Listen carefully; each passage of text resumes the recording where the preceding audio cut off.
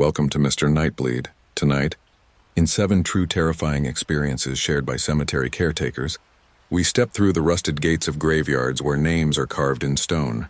Flowers wither overnight and the earth itself remembers what we try to forget. These are chilling accounts of bells that toll without wind, whispers leaking from cracked mausoleums, and footsteps echoing across gravel paths when you know you are utterly alone. This is a new channel, and my goal this month is to reach 3,000 subscribers. Almost 90% of viewers watch and leave without subscribing. Don't be one of them. Subscribe now. Before we begin, share in the comments where you're watching from, and what hour of the night it is for you. And if there is a cemetery in your town that unsettles you, type its name. Because once you step past the gates of these haunted resting grounds, not everything allows you to leave. Kill the lights. Silence the world. Take a slow breath, and let us begin.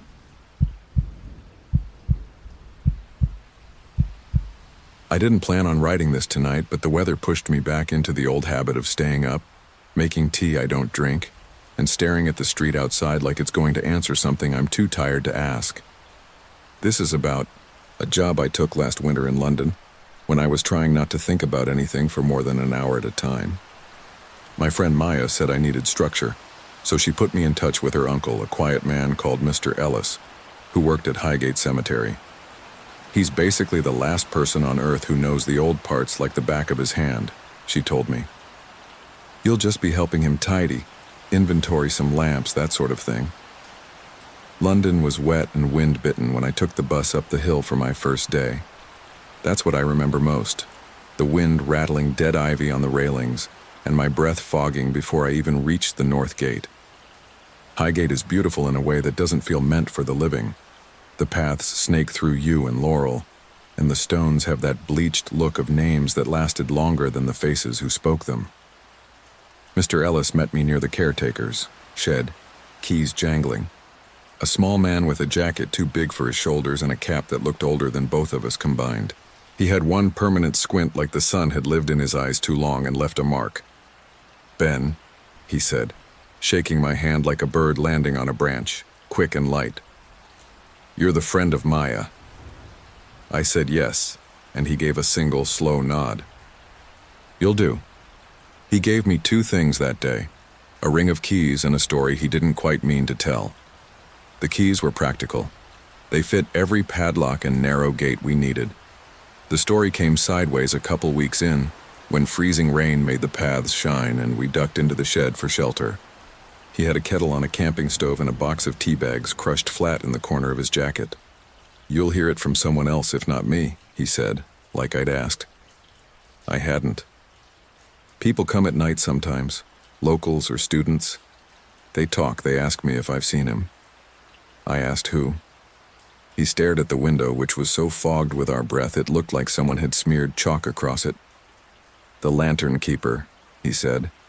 "People say an old man lights the lamps on the oldest row when the weather turns, when it shouldn't be possible. The gas is shut off and the tanks are empty, but on certain nights the light comes." I laughed a little because some part of me lives on the edge of a joke, and I regretted it immediately. He didn't. "You can laugh. I don't mind. Gas lamps do strange things in the cold, air in the lines, pressure you don't expect, but it's not the lamps that bother me." He poured the tea, no sugar. His hands shook a little, and a couple drops hit the camping stove and hissed. It's the way he stands, like he's at work, not haunting for the sake of it, tending. The days softened and then hardened again. London winter does that. I settled into a routine. I'd meet Mr. Ellis at 2 or 3 in the afternoon, depending on his schedule. We'd check locks, clear, windfall branches, straighten the flowers locals brought, and when the light sank low, head to the oldest row where the Victorian gas lamps stand like sentries forgotten by the army that put them there. Most are relics. They were converted to run off small reserve tanks that could be filled on special occasions, and even those we didn't use. They're ornaments now. We kept the glass clean because people like to see themselves reflected in history. A handful still had their mantles intact. "Don't put your fingers on the glass," Ellis would say, voice soft like we were in a library. "It leaves oils. Oils leave marks. Marks make cracks." That was the kind of detail he lived for. He had a name for every narrow path, bramble walk, cinder bend, the steps of misery, and a habit of humming an old tune under his breath when he worked. I tried to catch the melody, but it always slipped away. Maya came up one Saturday with thermoses and impatient questions. She and I had known each other since we were kids, back when the scariest thing we did was sneak into each other's back gardens after midnight. She wore a red scarf that made her look like a single bright thing in all that gray. "You look better," she said, and meant I looked less haunted. I nodded and changed the subject. We walked the older row together, the three of us. Mr. Ellis showed us a little register he kept in a plastic folder, hand-drawn maps, notes of who was buried near which angel with the broken wing. Maya asked him about the lantern keeper, because of course she did. Ellis cleared his throat and said he'd never seen the man himself and that it was probably kids. She looked at me over the rim of her cup. Under the umbrella of her look was the real question. Had I seen anything? I hadn't. I didn't even believe I was the sort of person who could. The next week it rained in sheets, the sort of rain that feels like it's hurting you on purpose. I was almost relieved because bad weather made the inside work seem warmer. Ellis told me to go through the old storage drawers in the shed and make a list of anything we might actually need. I found things that felt like props from a play, thickly woven lamp wicks, brittle mantles that crumbled when you breathed, a box of brass spanners, and a ledger with a cracked leather cover the exact color of tea. It was full of names written in beautiful, patient script. Most of the entries were from the 19th century. I assumed it was a reproduction until the ink flared when the light hit it, and I realized the paper had that faint, sweet smell books get when they've outlived a generation. I read entries at random and found the same tidy signature at the end of almost every week. J. Mallory Keeper. It wasn't a romantic title. He was the man who kept the lamps in order. I didn't think any more of it than that until Ellis returned with rain on his collar and glanced down at the ledger. His mouth tightened. "Put that away," he said, not unkind. "We don't need old ghosts." I could have let it go. I didn't. The ledger lodged in my head the way a note gets stuck in a song and won't stop replaying, even when you tell yourself to think of anything else. I started looking for that name around the cemetery, almost idly, like when your eyes snag on a word you think you've seen before. It popped up in tiny places, scratched in pencil on the back of a maintenance card from 1890, stamped on a receipt for lamp oil, tucked into a line in a letter someone had photocopied for the archives. Mallory reports breakage on the eastwardmost lamp, recommends replacement. It gave the old row weight. Someone had cared enough to list every fault and fix. Someone who had stood there on nights when the wind cut like glass and adjusted a flame with 2 fingers. That was Thursday's thought when I locked up on Dawai. Friday I took the late shift because Ellis had a doctor's appointment. He came back just as the sky went from steel to charcoal and asked if I minded sweeping the steps by the catacombs before I left. I said sure and meant it. The work made me feel like I was paying rent to the city. The stone drank the last of the light. I'd just picked up my bag when I noticed it. At first I thought a car on Swain's Lane had turned and thrown its headlamps across the trees. But the light didn't move like that, and there was no sound of tires on wet road. It was warmer than a headlight. Yellow, like butter melting. I stood in the doorway of the shed and watched until my brain caught up with my eyes and told me what it might be. A lamp. I turned off my torch because I didn't want to confuse what I was looking at and stepped out under the yews. The rain had eased to a spit carried sideways by wind. You know how when your ears fill with wind you feel like the whole world has gone quiet because you can't hear your own shoes? It was like that. The light drew me like the smell of toast from another room. I cut across the mossy path, the dark slick and soft under my boots, and came up behind the oldest row. One lamp burned. Just one. I don't know what I expected. Fire is practical more than magical when it's small and contained. The glass was clean because I'd cleaned it, and through it I saw the mantle bloom. It looked like a little cloud caught in a cage, edges ragged and bright.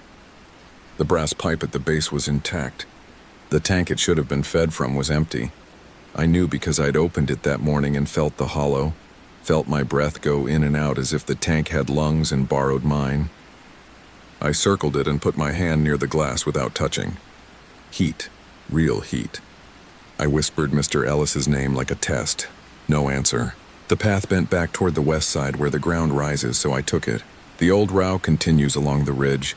Lamps posted at even distances that once mapped the rhythm of evenings and now only hinted at it. As I rounded the bend, I saw another glow. Not the buttery breast of a single flame, but a chain of them. The next 4 lamps were lit. Then as I watched the 5th, it didn't flare all at once. It nursed itself to life. A thin string of light shivering, then thickening, then settling like a bird fluffed against the cold. I didn't think ghost. I thought trespasser. I went faster, then slower, then stopped because I could hear something that wasn't the wind. It was small and precise, the click of metal on metal. The sound of a lamp key turning. The breathing I thought was mine matched me, then didn't. Someone was ahead of me, moving from post to post. I called, "Hello, sir?" Because you say sir when you don't want to start a fight with someone you can't see. The sound went still. The air went very clean, like the first mouthful after a storm clears. The lamps burned steadily. I took another step. The rain let up. Then I saw him. He stood by the 6th lamp with his back to me. He wore a long dark coat with a high collar and a hat that would have looked like a joke on anyone else, but on him it looked like a uniform. The brim was short, and the crown had a dent in the top that caught a flash when the lamp sighed. He held a small tool in his right hand, a long narrow key with the teeth turned sideways. His left hand was steadying the lamp's access door. He wasn't translucent. He wasn't blue. He looked solid in the way people look solid when you aren't expecting them, and your brain can't find the actor to play them. "Sir," I said again, closer this time, and he turned. I've tried to think of a way to describe his face that doesn't make me sound like I've watched too many low-budget films. All I can say is that faces are clocks, and sometimes you can tell what time they stopped. His skin had the texture of paper that's been kept too dry. His eyes were very dark and very alive. I saw curiosity there, not hate or love. The curiosity of someone checking if a door is really locked. He tipped his hat to me with 2 fingers, old-fashioned and efficient, and the gesture made my scalp crawl. The key in his hand flashed again. The lamps behind him hummed.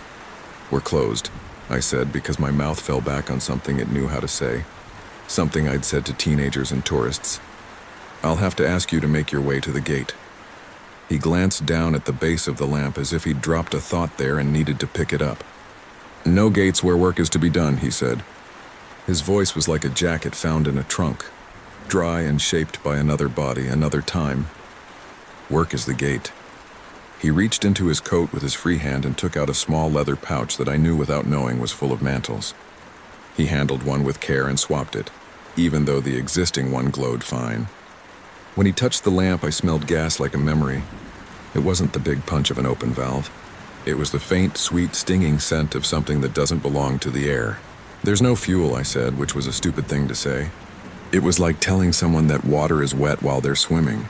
He gave me a look that made me understand I'd mistaken the function of reality in the presence of whatever he was. "There's always fuel," he said mildly. "The nights do not go out."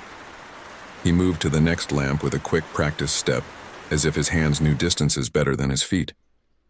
I followed because stopping felt like a worse decision than going on. I said his name because the ledger had planted it there and I wanted it to bloom. "Mr. Mallory?" He paused a fraction, so small I might be inventing it now, and turned his head just enough to show me his profile. The left side of his face was a little more collapsed than the right, like time had pressed down harder there. "I am that," he said, and then, as if answering a thought I hadn't yet had, "and not." I wanted to run. I didn't because Mr. Ellis was somewhere behind us on the paths, and because running would mean turning my back on the lamps, and because the work of fear is often smaller than the idea of it. I looked down at my hands and they were doing their own thing, flexing and straightening like they were preparing to lift something. He moved again. I kept pace. We didn't speak for 3 lamps. The sound of the key on the door, the little breath the flame took when it woke, the tiny ping when the glass adjusted to the heat. Those were the words we made. At the 9th lamp, I found mine. "You're not supposed to be here," I said, and hated how it sounded like a child invoking a rule he didn't understand. "Neither are you," he said, and I felt my mouth dry out. "But we make do." He bent to the base and I saw his hands properly for the first time. They were not skeleton hands or burning hands or the hands of a corpse, whatever that is. They were hands that worked. I saw a pale scar under the knuckle of the thumb. I saw a little ground in soot like you get from cleaning a barbecue. I saw the coil of a vein that would have rolled under a doctor's finger once. On impulse, I reached out. I meant to touch the brass, not him. The cold had made everything ache, and warmth has a gravity that's hard to fight. My fingers brushed the edge of the access panel and slipped. Skin touched skin. I expected my hand to pass through or to freeze or to be burned. None of that happened. His skin felt like paper, but paper that had been warmed by a radiator. Some half-imagined house heat from a time before central heating meant anything. I yanked back and he looked up, and in that look I felt a rush of something that wasn't anger but recognition, like he'd been listening for a noise and finally heard it again. "You keep them," he said softly. "Even now." "That's right." I didn't understand until he tilted his head toward the glow and added almost to himself, "What we tend tends us." I would have laughed, but my throat wouldn't let me. My breath felt like a coin turning on its edge. He started down the last slope of the row, and the lamps before us were dark. The lamps behind us a constellation pinned to the path. We came to the very oldest. Its glass was more pitted, the frame pitted with age. He opened it with a careful ritual and for the first time didn't touch the mantle. He set the key on top of the housing and stood back waiting. The wind had been steady. It dropped. I heard the tiny click from inside the lamp house like a tongue unsticking from the roof of a mouth. The mantle glowed. I thought of candles and the way a room feels different with one burning, even if it doesn't change the temperature. The world nudged itself into a little better focus. Then I heard footsteps behind me and turned, heart hammering. Mr. Ellis came into view, walking fast, coat flapping, cap pulled low. He saw me, saw the lamps, saw the man at the end of the row. The expression that crossed his face wasn't surprise. It was grief. He said no, very quietly, like he'd promised himself he wouldn't. Mallory turned toward us and folded his hands, courteous as a host. Ellis was breathing hard, the way small men do when their bodies have learned to spend every breath carefully. "You can't keep doing this," he told the figure at the lamp. "It's done." "It's been done. Who says?" Mallory asked, genuinely interested. "Someone with a key," Ellis said, and his hand went to his own ring, the one he'd given me a smaller copy of. It sounded like nonsense, but it wasn't. Doors are what make places. Places are what make work. The wind moved through the U like a dress being taken off. Maya, who must have sensed the pull of my recklessness or had simply decided to check on us, arrived then, small and quick, her red scarf a flag in that long, dark corridor of trees. She took in the scene in the time it takes to think a thought and squeezed my arm once. "Ben," she said softly, and the sound of my name brought me back into my body. I whispered, "It's him," and immediately felt stupid because who was he in words that made sense? "We should leave," she said, not unkind, not unbrave. Mallory watched this like a man at a window watching two birds decide which fence to land on. He put on his hat again, so precise, like the gesture had meaning beyond keeping his head dry. "I will keep the line," he said. As I did. As I do. "You were buried here," Ellis said, and his voice cracked. He took a step closer, then stopped as if he'd hit a line on the ground we couldn't see. "You have a place. You've been seen. You've been cared for. It's not your work now." Mallory's expression went very gentle. "Who saved my wife's hands from the cold?" he asked, not looking at any of us. His voice turned slightly upward like he was directing it to a year and not a person. "Who kept the fog from the steps?" He looked at Ellis. "Who kept the night from spilling?" "We keep it," Ellis whispered. "We do." "I do." Mallory nodded, satisfied, then looked back at the lamp and gently opened the access door again. The flame bowed and then resumed. Maya's fingers on my sleeve tightened. "Ben," she said again, but my name felt far away, like a boat you can still see but not reach. I don't know if he thought we might try to stop him. I don't think we could have. He lit the last lamp with a slight tilt of his head, like a question. When it burned, he stepped back and looked along the row with an inspector's pride. The light created a pathway that had not existed a minute before. It made sense of the dark. He took a breath, or he made the sound of someone taking a breath. Then he looked down at his hand where I had touched him, flexed his fingers as if remembering their shape, and pressed the lamp key into my palm. It felt heavier than it had any right to. "You keep them," he said. "Even now." The weight of the metal warmed my skin. I looked at Ellis for help. His face had sunk into a sadness I didn't know how to touch. "Mr. Mallory," he said sadly, almost fondly, so quiet we might have all imagined it. "John, your rest." There is a way a person can turn that no actor can fake. A loosening around the mouth, a softening at the lid of the eye. Mallory had that briefly. He inclined his head to Ellis, to me, to Maya, who stood as still as stone, and then he walked past us. Not melodramatically, not through us or above us. Past us with the small care of a man not wanting to brush a stranger's coat. He moved along the path, and as he passed each lamp it dimmed slightly, as if acknowledging but not extinguishing itself. At the bend he stopped. He took off his hat and held it in both hands for a second, some private gesture that didn't include us, then put it back on and walked into the shadow of the yew. The lamps stayed lit. We stood there a long time until the cold made my skin feel too tight and my fingertips ached around the key. Ellis let out a breath that sounded like he'd been holding it since the ledger was last opened. "It's worse on nights with wind," he said, eyes on the last place we'd seen Mallory. "And on anniversaries." "He likes anniversaries," he turned to me. "Give me the key," he said, and I handed it over without thinking. He wrapped it in his handkerchief and slipped it into the inner pocket of his coat. We walked back the long way. We didn't talk the whole time. On the lane the world felt wrong, normal. We locked up and Ellis said, "You did well," like I'd passed a test I hadn't studied for. I went home on a bus that was almost empty and watched the city smear past. I slept badly and woke before dawn to the old nervous habit of making tea I don't drink. The key stayed in my head. Late that morning I went back. I don't know why. It felt like something had been started and it would be cowardly not to put a period on it. The day was hard, bright, and cold. I used my own copy to let myself in and walked to the old row. The lamps were dark, obviously. That should have been enough. I stood there anyway, breathing clouds, studying the metal skins of the lamps like they might show me what had happened. On impulse, I tried the access panel on the last lamp. It opened easily, like it had been waiting. Inside, wrapped in a clean piece of cloth that smelled of old paper, was the key. The same key, or an older twin. The cloth was marked in beautiful ink. If not for tonight, then for another. It wasn't a note you leave for a vandal or a tourist. It was a memo you leave yourself when you know your shifts will outlast your body. I rewrapped it, and I swear I turned to find Mr. Ellis there, only to realize I was reacting to an absence. The path was empty, but I could hear humming. The tune he never finished. I told myself the sound was in my head and closed the lamp with my thumbs pressed hard against the metal until warmth soaked into me. When I got back to the shed, Ellis was there, shoulders hunched, writing in his own book with a pencil almost too short to hold. He looked up. I wanted to tell him about the key, but he spoke first. "Don't take it," he said. "It's not for taking." I said I hadn't. He nodded like I'd done him a kindness. He told me to go home early. I did.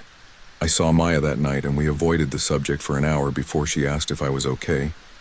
I said yes, and then no, and then yes. She put her hand over mine where it sat on my glass and said, "I'm glad you saw it. I'm sorry you did." The winter ground its teeth and moved on. Mr. Ellis missed a few days, then more. I helped another groundskeeper, a younger man who liked football and kept his hat in his pocket instead of on his head. The cemetery felt different with him not humming along the paths. The lamps didn't light again in front of me, but once walking up Swain's Lane on a night the wind had a knife in it, I looked through the railings and saw the faintest blush along the old row. Not enough to call light exactly, more the promise of it. I didn't go in. I kept walking, and my breath moved in front of me like I was pulling something on a string. In February, I found the ledger in the drawer again when I wasn't looking for it. I opened it to a page I'd swear I hadn't left marked and found a final entry that didn't look like the others. The writing was uncertain, as if the hand had learned the style from practice or memory. The date was smudged. The signature was clear. J. Mallory, keeper. I closed the book. I don't know what to do with any of it except tell it.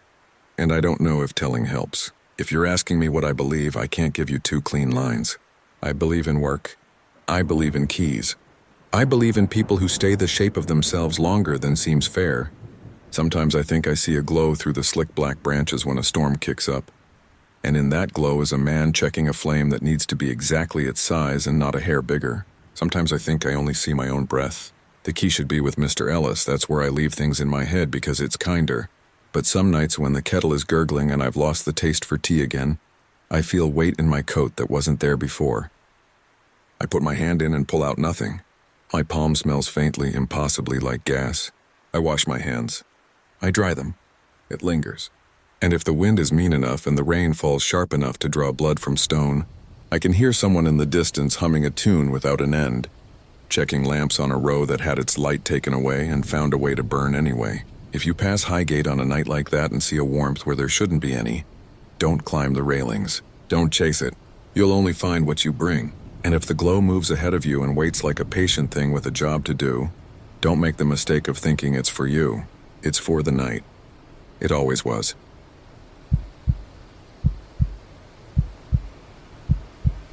I wasn't planning to post this, but the apartment across from mine put up a Christmas garland in October.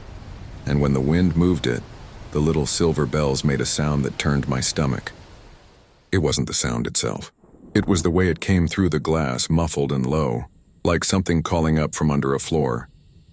I closed the window and told myself I was being ridiculous.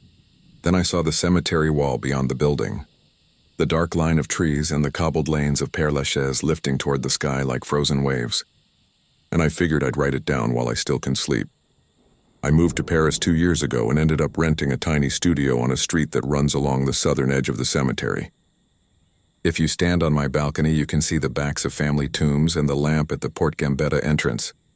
It's quieter than you'd think. Most nights, the loudest thing is the bus brakes and the faint clink of bottles when the cafe on the corner closes. I liked walking there during the day, when it felt like a museum that forgot it was outdoors. Names cut into stone, little oval photographs under cracked glass, tiny doors with rusted keyholes. Tourists cluster around the famous graves, but if you keep walking, the lanes get narrow and the trees knit together overhead. It smells like damp leaves and old marble. It's strangely comforting, or it was. The first time I heard the bells, it was past midnight in January. I was on the phone with my sister back home, doing that half-listening thing where you stare at the microwave clock. It read 12:17. The building and the street were quiet. Then, clear as if someone were just outside, I heard a bell.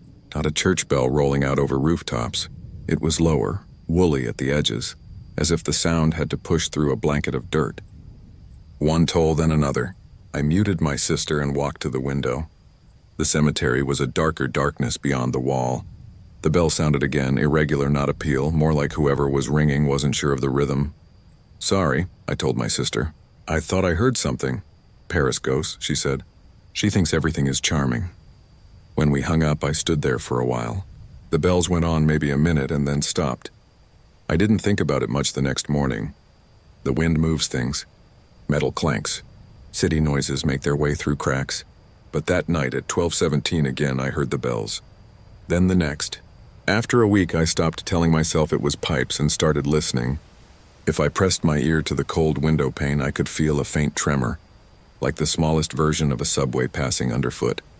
I mentioned it to Camille, who sits across from me at work and who grew up in the 20th. "Bells," she said, amused. "From where?" "There's no church over there. Unless the dead are having mass." "I'm serious," I said. "It's like they're underground."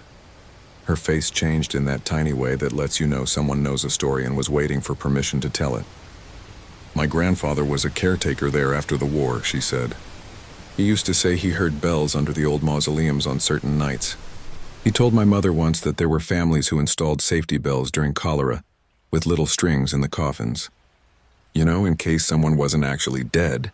They say that's where Saved by the Bell comes from. But I think that's just something people like to say." "They put a bell in the coffin?" "A little one, on a cord tied to the wrist. If the caretaker heard it, he would go open the tomb." She made a face. "He never did. He only heard them far away at night when he was closing for the day and everyone had gone.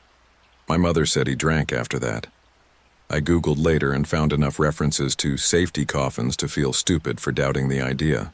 But it was also obvious that whatever had been used then wasn't going to be audible now through stone and soil. Especially not all the way to my window through a wall and a line of trees. I didn't really worry until the bells started changing. After 2 weeks of the same minute, the time shifted to 12:19, then 12:21. Some nights it was 12:17 again. And some nights, in the seconds before they began, The lights in the hallway flickered the way they do when the elevator moves, even though ours shuts off at night. I told myself it was electricity. A city is just a net of wires buzzing, right? On a damp Monday, I stayed late at work and walked home along the wall instead of taking the bus. The cemetery gates had closed at 6, but you can look through. The lamps inside make little yellow circles on the cobbles, and the bronze angels catch the light like they've been polished. A man in a navy coat with a caretaker's badge was locking a side door, the kind of discreet service entrance you don't notice until you see someone going through it. He had a tired, watchful face. I don't know what made me speak to him. Maybe the way he looked like he had spent his whole life being quiet around fragile things. Bonsoir, I said in my careful French. Do you ever hear bells? At night, he straightened. What kind of bells? Like bells underground? He smiled a little then, in the way of someone who's heard a joke and is acting as if it's new. Sometimes the pipes bang, he said. Sometimes wind catches metal. The dead here are quiet. I live right there, I pointed to my building. They always ring at night, around midnight. He glanced past me at the wall. You should keep your windows closed in winter, he said. The damp gets in. Okay, I said, feeling stupid. As he turned away, he said without looking back, if you ever hear them more than 12 times, go inside. At 12:22 that night, the bells rang 13 times. I counted. I counted out loud. I didn't move until my chest hurt. I don't know what would have happened if I'd stayed on the balcony, if anything. Probably nothing. But the fact that he had said it like a recipe made me feel like there were steps I had to follow to stay safe. I saw him again on Wednesday. He was sweeping wet leaves from a step near the wall. I counted, I said. 13. He looked up at me properly this time, as if examining me for the first time. You are not from here, he said, which people say a lot when you're obviously speaking their language like a careful tourist. I'm from Georgia, I said, as if that made any difference. Etienne, he said, touching his badge. My grandwonkel used to keep keys for this side. He talked too much about things that do not like to be spoken of. Now I keep keys and I do not speak. You told me to go inside. Sometimes we listen to old mistakes, he said. He meant the safety bells, I think, and something else I didn't have words for. Camille made fun of me at lunch. You're in love with a cemetery guard, she said. This is how bad Paris romances begin, with a broom and a warning. Then she asked me to come out on Friday for her boyfriend's birthday at a wine bar near Ménilmontant. I said yes and meant it. I wanted noise. I wanted a crowd to rub out the shape the bells were making in my evenings. I told myself it was just a sound. That's all any haunting is in the beginning, a sound you can't put away. On Friday, I forgot to charge my phone at work and it died at the bar. When I left just after midnight, the buses were sparse, so I walked down the hill. The lamps made little cones of light on the wet pavement. My breath fogged. Somewhere a scooter rattled. The world had that post-midnight hum like a refrigerator. When I turned onto my street, I stopped. The bells were already ringing, not behind the wall, but to my right, down the slope, where the cemetery meets a little square and a convenience store with a flickering neon sign. The sound wasn't loud, but it felt close because it was coming up through the stone at my feet. There was someone else on the sidewalk, a young guy with a backpack and headphones hanging around his neck. He froze too. We looked at each other, embarrassed but also relieved not to be the only one. He said in French, "Don't you hear that?"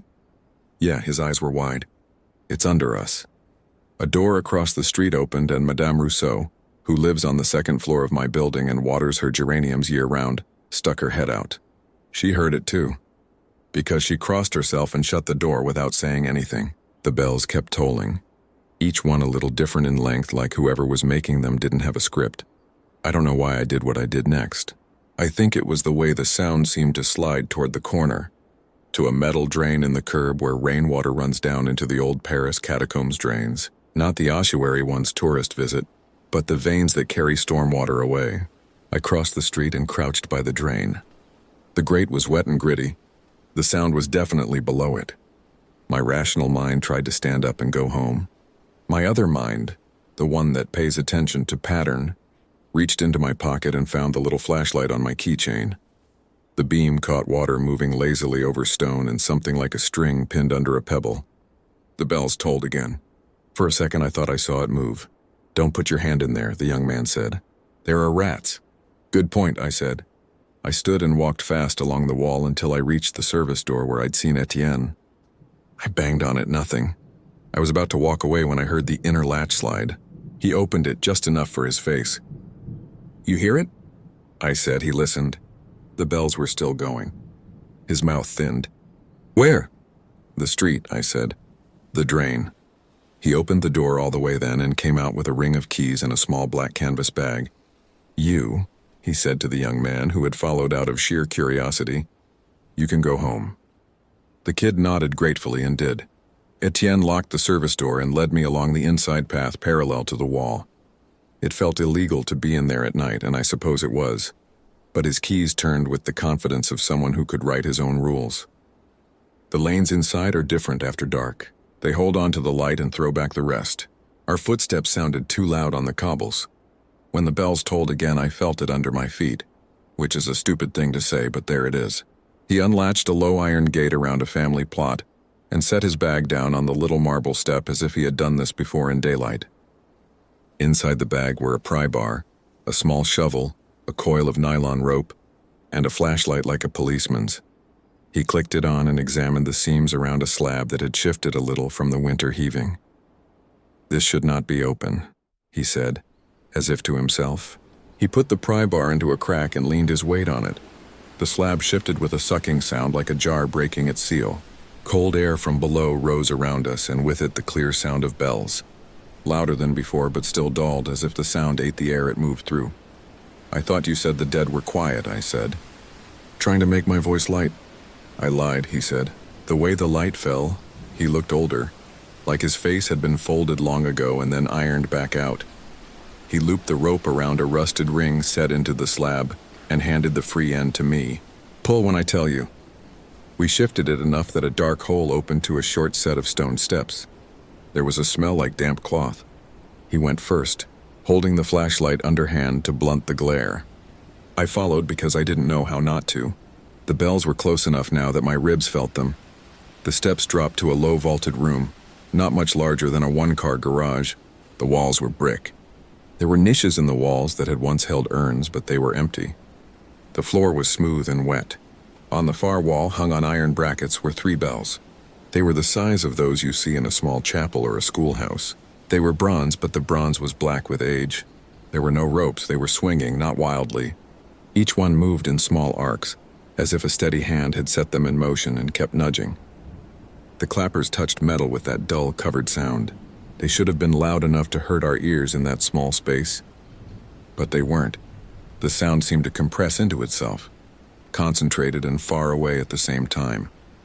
On the wall beneath them, cut into the brick and chalk to brighten the letters, were names.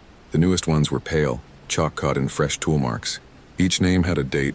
All the dates were today. One of the names was the boy with the backpack. I knew because he'd told the cashier at the convenience store his name when he bought cigarettes, and the cashier corrected his pronunciation of something, and they laughed.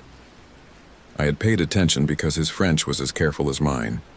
The date under his name was today. The bell tolled again. In the corner of the room where the water gathered and ran into a little drain, the flow thickened for a second, a little clot of leaves or paper, and then it was gone. I took a step back and hit the wall. I couldn't make my mouth move. Etienne lifted the flashlight so the beam blew dust from the far corners. On the opposite wall, faint with age, were other names. Some crossed out. Some with 2 dates, one that had been chiseled, one added later in chalk in a different hand. Sometimes they ring for a long time before, he said. His voice wasn't dramatic. He was telling me traffic directions. When a name appears, it is not always immediate, but it is soon. The bells tell. We do not like to listen. How do the names get there? I asked, because that was easier than asking anything else. They are carved, he said, and for a stupid second I wondered who came down with a chisel at night. Then he pointed at the lowest line. There was a space after the last chalked name. Tiny white dust lay on the floor under it, and the chalk on the ledge had a smear, as if someone with damp fingers had tested it and then set it down. I don't understand, I said. And I did, and I hated that I did. He moved the beam to the bells. They swung on invisible impulses, gliding through arcs as neat as pendulums. Above them, the curve of the vault was soot-stained, as if candles had burned there for years. We had them walled up, he said. Before my time. Someone takes down what we put up. Not a person. Some nights the bricks are on the floor. Some mornings the names have appeared on the inner wall, but there is no dust. So we think they were written somewhere else and then brought here. Then we tell ourselves stories. That is what keeps a city standing. Stories that explain the things in the basements. It's not funny, I said, because my brain still thinks humor is a kind of exit. No, he said, it is not. We stood like that for I don't know how long. The bells slowed. The chalk dust settled like snow. He touched my sleeve finally and tilted his head toward the stairs. It's better if we come back when there is light. What about the names? They will be there or they won't, he said. We do not make the order. We pulled the slab back in place. The street looked ordinary and ugly when we came out, which was a relief. My keys were cold in my hand. I didn't sleep. I sat at the table and drank water and watched the microwave clock skip through its blue numbers. At 3:03 I heard sirens down by the square. I told myself they were about a fight in the bar that stays open too late. In the morning, Camille texted a link to a local news blurb about a tragic accident involving a pedestrian near Père Lachaise, and then a minute later, "You okay?" I said yes, because technically in that minute I was. I went to the corner store for milk. The cashier, who was always kind to my French, was telling a neighbor that a kid had stepped off the curb with his headphones on. He was nice, the cashier said. He always counted his change twice. He looked at me and I looked away. Above the cereal boxes, someone had pinned a flyer about a missing cat, the kind with tear-off phone numbers at the bottom. All the little numbers were still there. No one had torn them off yet. I didn't see Etienne that day or the next. I walked the lanes inside with the tourists and tried to find the plot again, but I couldn't, because the place is a labyrinth designed by grief.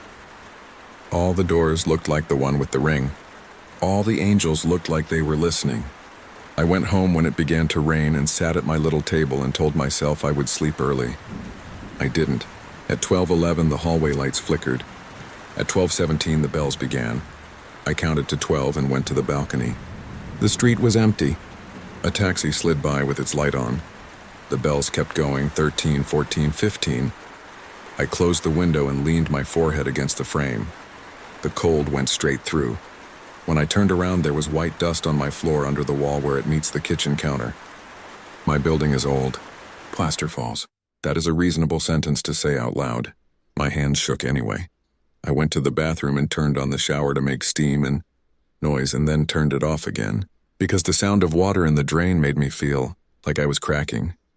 In the morning, I bought a small, battery-powered radio to play news at night so there would always be talking to hold the shape of the air. I kept it low enough not to bother Madame Rousseau. The next night, the bells came through it like water does through cloth. You can make a thing thin, but you can't make it empty without tearing it.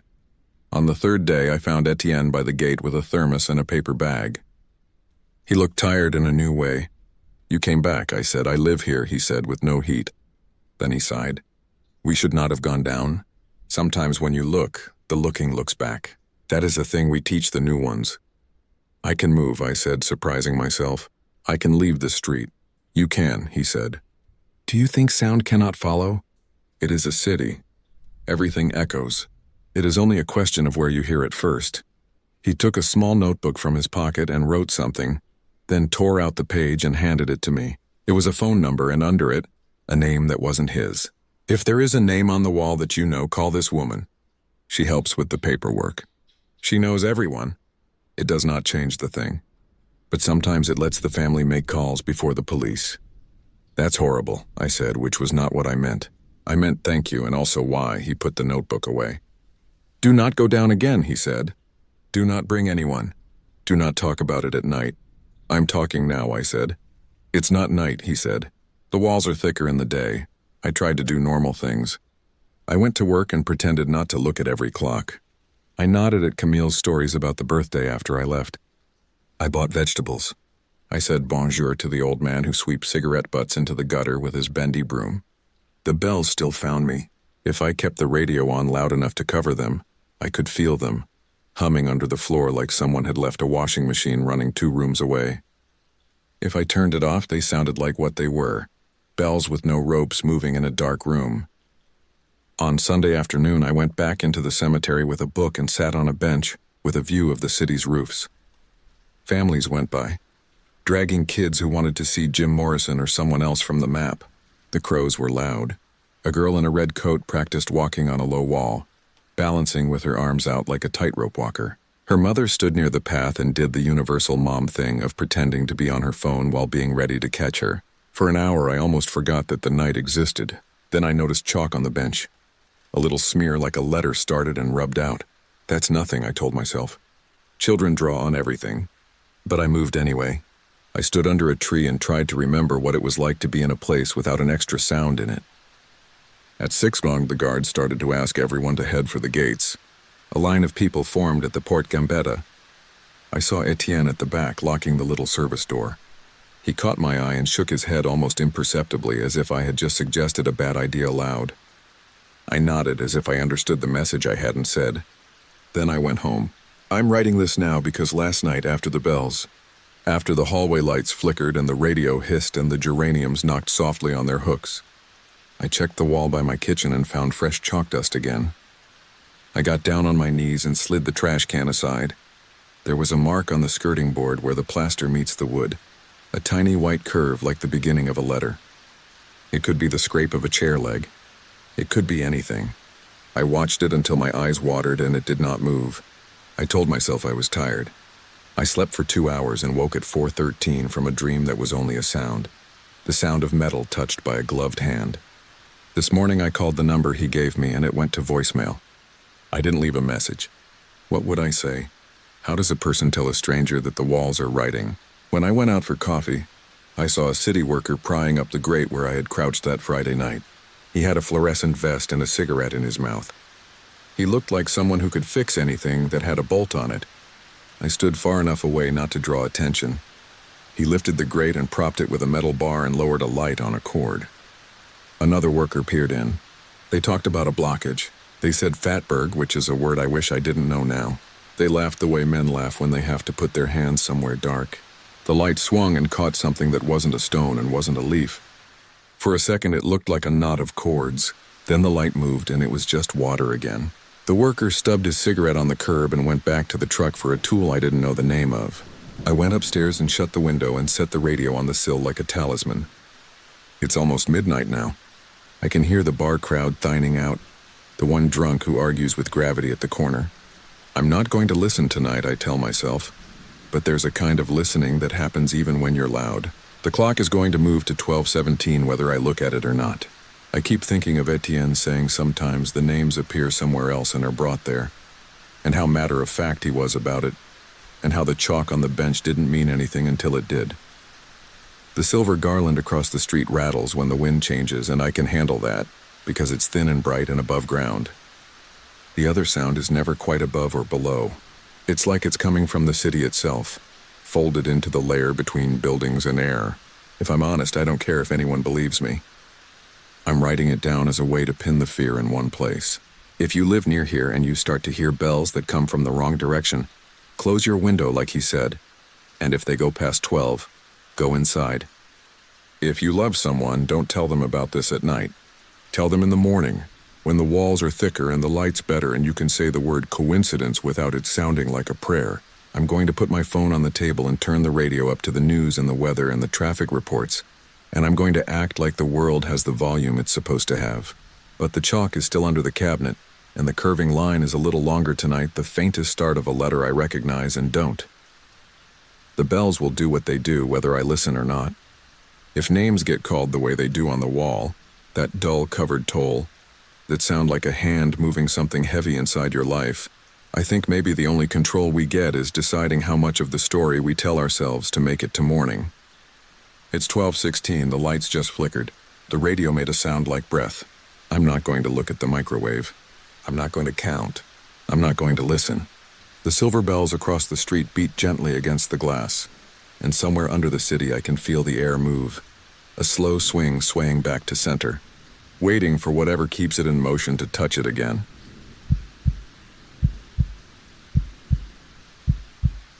I've sat on this for almost a year, telling myself it was just stress and night shift brain. But it's getting difficult to sleep through a tram bell without tasting stone dust, so I'm writing it down. If you know Prague, you know how the city keeps its dead close. The cemetery I worked at isn't the famous one in Josefov with the leaning tombstones you see on postcards, but it's old enough that the paths buckle in winter, and the names on the older stones look like frost patterns. I took the job because it was steady and quiet. I was studying at night and needed a paycheck that didn't involve drunks. It was me, an older groundskeeper named Novak who liked black coffee and crossword puzzles, and my childhood friend Tomasz who could fix anything with a piece of wire and a swear. My sister Clara said only I would manage to find a job that combined my love of quiet places with my fear of phone calls. The cemetery's layout is easier to picture than to explain. 2 iron gates, 1 main and 1 for deliveries. A chapel with chipped angels riding the roof line like they're about to jump. Lines of linden trees that drop sticky seeds in summer and click against the stones in the wind. The old Jewish section is walled off on 3 sides and open toward the newer Czech graves on the 4th, like a held breath. That's where the grave in question is. It looks like dozens of others. Time-darkened sandstone, no photo, no porcelain oval, just a tall rectangular stele with a shallow arch at the top. The first time I singled it out was because I misread the name. I thought it said Ledek, but when I leaned in it was Ledek. The C had a diacritic that had been half chiseled away. The epitaph below it read in neat Czech, Nech mě zapomenout, co jsem viděl. Let me forget what I've seen. That's not a common phrase on stones here. You get beloved mother, he rests, verses about fields and rivers. The appeal of the city is that even our ghosts are practical, but I shrugged it off as some 19th century sentiment and moved on. That was late October. Nights were starting at 4. The wind had a smell like wet paper and old iron. Novak didn't like walking the old section after dark. He said it was the dogs. The neighbor on the north side had a pair of big bored shepherds that went hysterical at anything moving. Whenever I checked that way, he'd pass me the heavy ring of keys and say, "Be back before your tea goes cold, Adam." He'd sit by the space heater in the office and circle verbs in his crossword book. Tomasz would be in the workshop cleaning spark plugs with a toothbrush and telling me why my shoes were wrong for November. The first real strange thing was tiny. I wiped leaves from the Ledek stone on a Tuesday night and read the epitaph again, while pulling off slug trails with a glove. It said the same thing, but in German. Lass mich vergessen, was ich gesehen habe. The style of the letters was the same. The spacing. The shallow chips where you could tell the chisel had jumped in stone. I thought, okay, there's a Czech inscription and a German one. 2 layers like palimpsest, and I'd just not noticed. That happens. Your eyes slide over detail when you're bored. I told myself I'd bring a soft brush next time and get a closer look. I didn't mention it to anyone. The cemetery has enough politics that you keep your observations quiet unless they involve vandals or money. The next night the epitaph was in Hebrew. I don't read Hebrew, not truly, but the letters were not decorative carvings. They had that heavy, certain look of words. They were shallow like worn stone, and there was grit on the base where chiseling leaves grit. I stood there with my headlamp beam washing the letters until the battery dimmed and the cold found my wrists. I told myself some mason had carved different epitaphs at different times, and time was doing what it does. I took a photo with my phone. It came out flat. In the photo, the letters looked like any shadows on any stone. That frustrated me more than I'd like to admit. I've always been the kind of person who wants proof of the weird thing I think I see. You'd think working among the dead would beat that out of you, but it does the opposite. It makes you petty about proof. On Thursday, I asked Tomasz if we had wax in the workshop. He raised an eyebrow and said, "Beeswax? For what, your mustache?" I told him I was going to make rubbings of an inscription, and I didn't want to leave residue. He shrugged and handed me a stub of candle and a roll of thin paper we used for templates. "If you summon a rabbi, I'm not paying him," he said, which was a joke because Tomasz's mother lights candles for everyone and everything, saints he makes up on the spot included. I didn't go alone. The dogs were pacing the fence line with their low thunder growls, and it was the kind of cold that makes your breath feel like it has weight. I told Tomasz it would be quick. He humored me the way he always had, like when we were 16 and I swore I'd seen a light move under the ice on the Vltava, and he told me it was methane. He pointed his flashlight at the house next door and said, "If anyone asks, we're checking the wall for damage." I taped the paper and rubbed the wax neck and shoulders over it until my hand cramped. The Hebrew came up like a photo in a darkroom. The letters were crisp with tiny chiseled chatter marks you could feel with a thumbnail. When I pulled the paper off and smoothed it on my leg, Tomasz went quiet in his particular way that means he's thinking about how something should be impossible and not saying it out loud. He looked at the stone itself. The stone looked back with ordinary texture.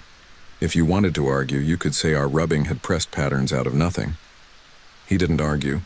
He said, "Put the rubbing in the office. Mark the date. Don't tell Novak yet. He'll take a hammer to it." On Friday, I came in early because Clara wanted to meet for lunch near Namiestí Jiřího Spoděbrad, and I thought I'd sneak in an extra check. The morning was white and glassy. People in coats, tram bells like small spoons. The Lidic stone was in check again. It wasn't exactly the same as Tuesday. The diacritics over the letters were cleaner, as if a careful hand had just redrawn what time had blurred. For a second, I had a picture of someone kneeling at the grave with a headlamp sweating in the cold, chiseling in the dark while the neighbor's dogs went insane. I looked at the ground for chips and saw a scatter of dust like ash pressed into the mud by boot prints. My boot prints. Or that's what I told myself. At lunch, I told Clara I was annoyingly fixated on a stone. She rolled her eyes but smiled. "She's a nurse and has a nurse's tolerance for obsession. Working nights makes you weird," she said. "You're turning into one of those men who write letters to the newspaper about pigeons. What does it say?" She asked then. Genuine curiosity in the way she always examined a bruise gently before telling a kid it would be okay. "Let me forget what I've seen," I said. She stirred her soup and said, "That feels more like a hospital than a cemetery thing." After a beat, she added, "What do you think he wanted to forget?" "I don't know if it's a he," I said, and she rolled her eyes again and said I was being pedantic to avoid the actual question. That night, I pressed flour around the edges of the stone where it met the base, like dusting for footprints. It's a stupid trick. I saw it in a detective show, but I wanted to know if anyone touched it.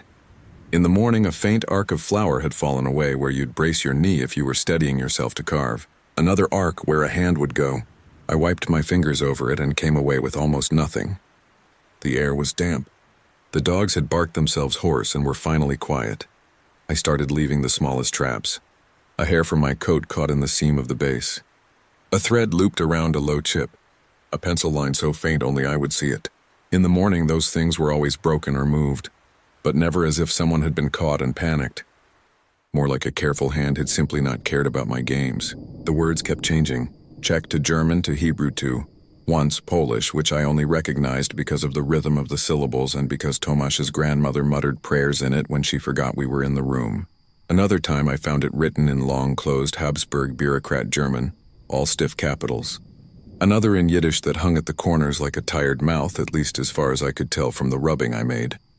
We brought in a city inspector eventually. You can only keep your mouth shut so long when you're responsible for property. He was a young man, very sure of his keen eye and the weight of his clipboard. He took photographs. He clicked his tongue the way people do to show they are paying attention. He said moisture cycle and spalling and suggested a protective acrylic that would make vandalism more difficult.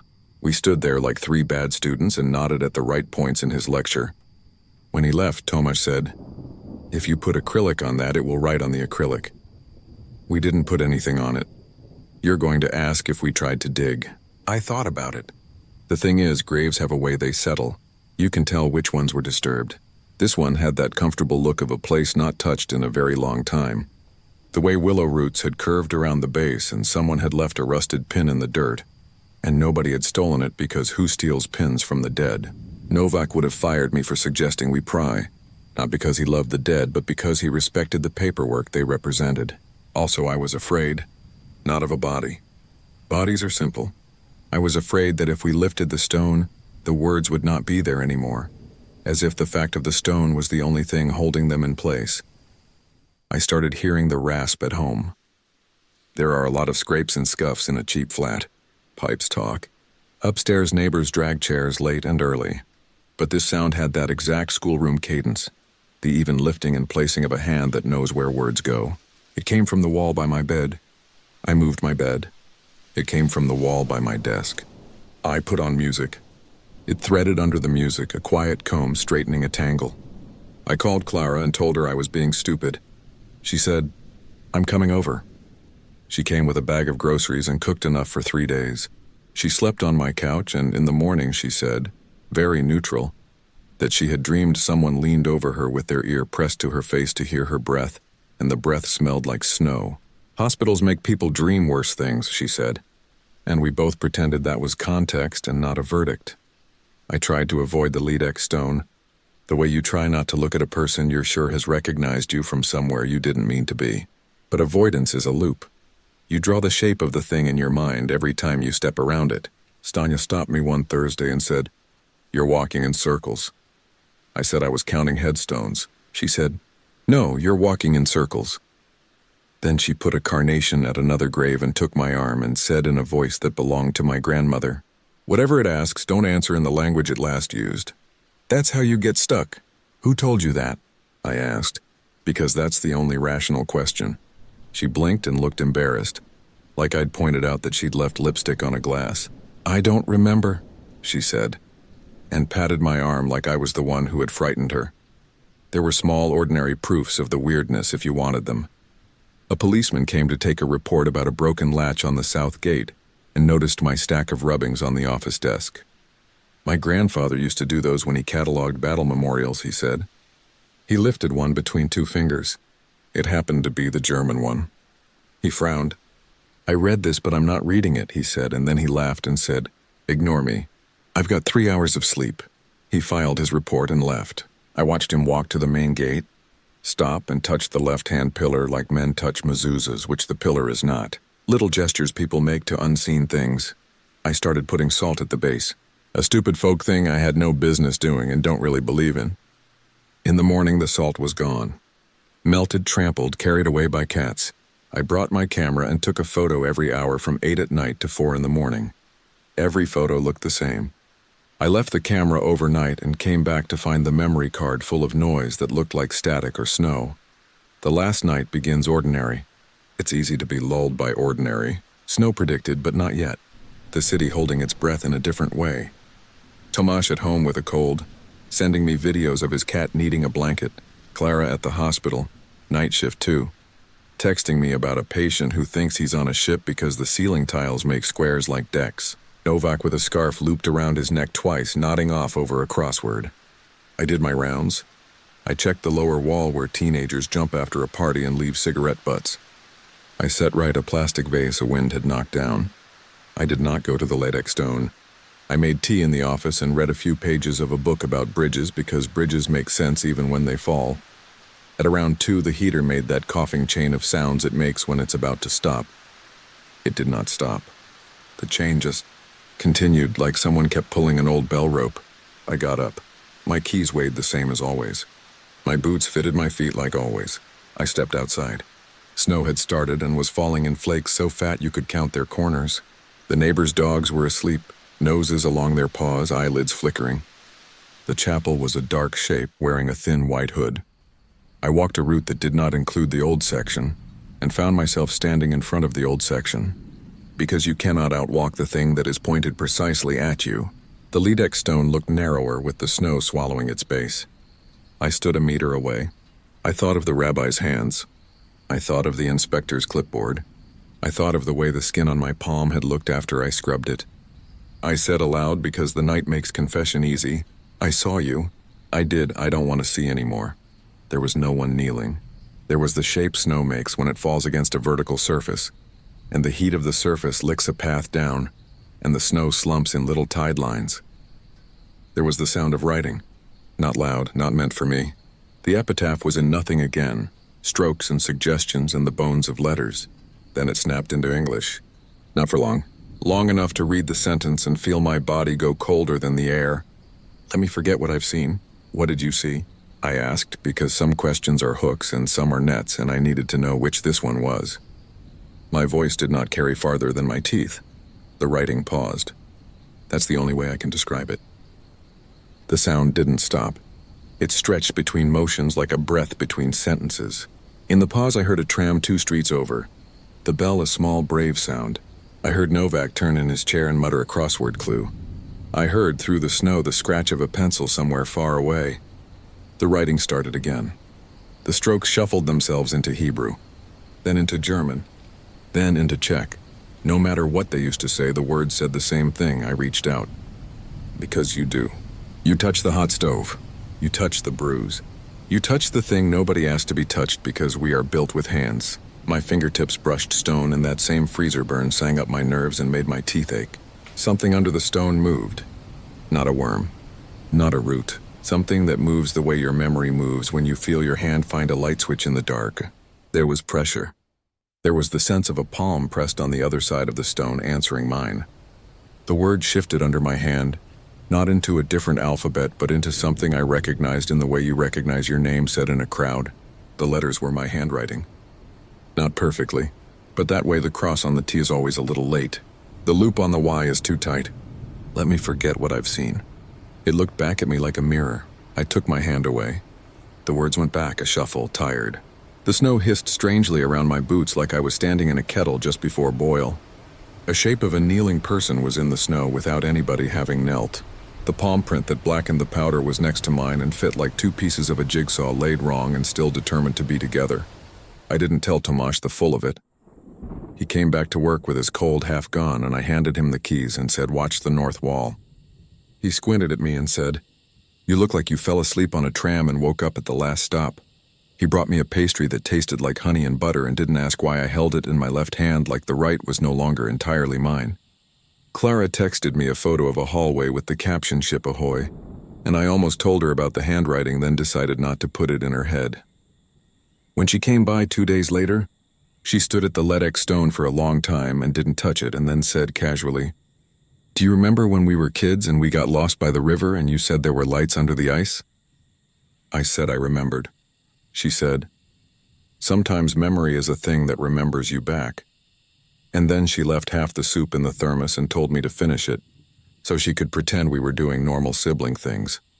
The city inspector emailed that he'd close our file, and that if we had further issues, there were new guidelines regarding historical inscriptions. The rabbi sent me a link to a paper about palimpsests with a note that said, "Some texts keep writing themselves even when nobody is pushing the pen." Stanya stopped coming. Or maybe she came and I didn't see her. Or maybe she never existed beyond that lipstick and the smell of wool. The dogs have stopped barking at night. Sometimes they stand with their noses at the fence and breathe the air like it has a memory they can taste. I went to a rabbi. I didn't introduce myself to him with anything more than a first name and the word caretaker. He was younger than I expected, and his office smelled like stale coffee and lemon cleaner. I showed him the rubbings, laid out in order across his desk like a stuttering timeline. He touched each one with his index finger and his thumb pressed together, the way people do when they want to keep their hands from doing something else. He said the Hebrew and Yiddish both said exactly that. Let me forget what I've seen. But the grammar was strange. The kind of strange you get when someone has a mother tongue and a ghost tongue. He asked where the stone was. I lied and said a village. He didn't press. He asked me if I had seen vandalism. I said no. He asked me if I had heard anything at night. I said only dogs. He gave me a look like he knew there were other answers I was choosing not to say. Then he told me to avoid treating it like a puzzle. Sometimes puzzles want to be solved, he said in careful check. Sometimes they want to be passed along. I told Novak eventually. He laughed the way men laugh when they are uncomfortable and said, "Stones sink, inscriptions shift. Bring a brush. Don't tell the city. They'll send inspectors." But his hands shook when he lit his cigarette. And later I found he had penciled over a crossword clue 3 times without writing any letters. There was a woman who came once a month to put carnations at a family plot near the old wall. Her name was Stanya. Her lipstick was always precisely applied and always the wrong color for winter. She asked me once why I always stop at the same stone. I told her the epitaph interested me. She said, "It used to say something else." I asked her what. She thought for a long time, then shook her head. "I don't remember," she said, and then she laughed at herself and said, "Maybe someone asked to forget." The night of the first snow, the lights went out. Not just in the office, the whole block. The dogs shut up like someone had put hands over their muzzles. The air made that hollow feeling you get when the city goes quiet all at once. Novak swore and rattled the breaker as if that would bring the grid back. Tomasz put on his headlamp and said, "Come on, Adam, let's check the transformer by the wall." We went out together, our breathing stupidly loud. Snow was powdering the angels on the chapel and catching in spider webs and making the ground into an idea of itself. My headlamp found the Ledex stone because even in the dark I knew where it was by the bend of the path and the uncertain shadow of a linden. Someone was kneeling there. I say someone. But what I mean is a shape that had the right number of limbs and the right way of holding weight. A person in workman's clothes kneeling like a mason. One knee pressed in, one foot flexed for leverage. Their head was bent, and what made my skin crawl wasn't the silhouette. It was the sound. It wasn't a chisel. It was the steady rasp you make when you write on stone with a dull piece of slate. It was the sound of school somehow, wrong in the snow. Tomasz said, "Hello?" Because Tomasz will be polite to a burglar and a landlord right up until it's time to swing. The person didn't turn. They reached a hand to the base of the stone, where the flakes of snow had not yet stuck, and their fingers left clean streaks like something hot had melted the new surface. My headlamp found pale sleeves rolled to the elbow and the small white underside of wrist where the veins show. Ordinary. The light slid up to catch their ear, and I thought that's not an ear. Not because of the shape, but because the ear was too smooth. No ridges. For a second I thought of mannequins, which is ridiculous because mannequins do not kneel in cemeteries to write in snow. Tomasz grabbed my jacket sleeve so hard my shoulder joint burned. He said, "Don't," in a voice he used. Exactly once before when we were kids and I almost stepped on a snake sunning itself on the edge of a trail. I didn't even know what I was about to do, but he stopped it. He shone his light at the stone instead of the kneeling shape, which is maybe the only reason I am here typing. The epitaph was half finished. It wasn't in Czech or German. It wasn't in any language at all, and that was what made my stomach turn. It was a line of strokes, each at the same angle, each spaced like someone measuring with a compasses, like the first idea of writing before writing became useful. Not runes, not pictographs, just strokes, and you could tell that, by the end of the line, those strokes would be letters if you had the right eyes to read them. The shape put its palm on the stone the way you steady a page, and the snow hissed under its hand like oil in a hot pan when a drop hits. Tomasz lifted his light and, without meaning to, hit the head. The person's head turned. Not to us. The head turned so the ear face pointed at the snow. The other side, the side I had thought was turned away, had no features either. Just that slight suggestion of where features should go, like the point on a sculptor's rough-out where they mark the nose with a thumb. The only parts that had definition were the hands. The fingers were slick with something that wasn't wet but reflected the light like wet doughs. Not blood, not oil. Something that made the snow crust and sink a little when it fell on the fingers. I said very softly, "Stop." Not to the thing, but to myself, as if the word could slow the part of me that was walking toward the stone. Tomasz said my name in a hiss like he'd turned into the neighbor's dogs. I put my hand out. It's astonishing, looking back, how much of our bodies want to touch. You see something and your fingers go there. The weight of my hand on the cold stone felt like pushing into a cool loaf of bread. Give is the wrong word. Yield is closer. The unfinished strokes seemed to tremble. The kneeling figure lifted its hand and pressed its palm next to mine, and it felt like sticking your hand into the back of a freezer, where frost is so dry it squeaks. "Adam," Tomasz said. "Adam, stop." The lights came back then, all at once. Sodium yellow blazed into the white night, and the tram bells clanged 2 streets over, and the dogs started up, and it was like the city took a breath again. The kneeling figure jerked, not like a person reacting to surprise, but like a puppet hitting the end of string. The strokes on the stone smoothed themselves into letters in an alphabet I should have known and didn't. They shifted again. They became German. They became Czech. For the smallest slice of a second, they were English. Let me forget what I've seen. Then they dropped back into Hebrew, like a rock settling in a riverbed. The figure put its hand flat to the base once more, and the snow under its palm blackened. A perfect print of nothing. We ran. I would like to say we were brave and strategic and did something like follow or phone someone or lock a gate, but we did not. We ran to the office and slammed the door, and Novak yelled at us for tracking snow on the mat. Tomasz told him to shut up in a voice that made Novak shut up. We sat in the plastic chairs meant for grieving relatives who needed to sign paperwork and listen to the heater cough. My hand ached like I'd been holding a stone for half an hour. I looked at my palm and there was a thin film on it, like something dried there, like what you get on your hands when you handle old books. That combination of dust and whatever time steeps out of paper. I went to the bathroom and scrubbed until the film thinned and disappeared and the skin under it looked raw. The next morning, the epitaph was in check, layered, as if there were letters under the letters, as if every language had been written on top of every other. I ran my fingers across and felt a texture like the growth rings of a tree. It made me think of Clara saying hospitals make you forget in slices, like days cut thin. She came by with a thermos of decent tea that Saturday night and laughed at my headlamp, then stood in front of the stone and got quiet. She reached out and then pulled back like the stone was hot. She whispered, without meaning to, "Let me forget what I've seen," and then looked at me like I had pushed her shoulder. "I didn't mean to say that," she said. "I thought it," she said. Then she went back to the office and drank the whole thermos. I still work there. People think the moral of these stories is that you should quit and run. But the truth is you don't. You go to work. You check the locks. You count the vases that the wind knocked over. You get very good at making tea that doesn't taste like metal. And sometimes you stand in front of a stone and you let whatever is under your skin align with whatever is under the stone.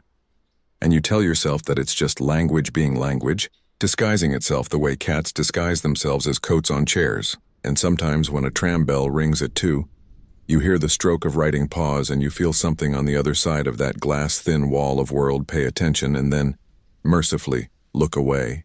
On 3 mornings out of 7 now, the epitaph is in English first. Not for long.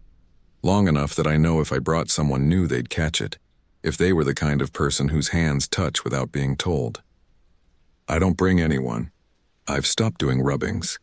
I keep the old ones in a folder that I moved once and now cannot find. I sleep with my bed pulled away from every wall.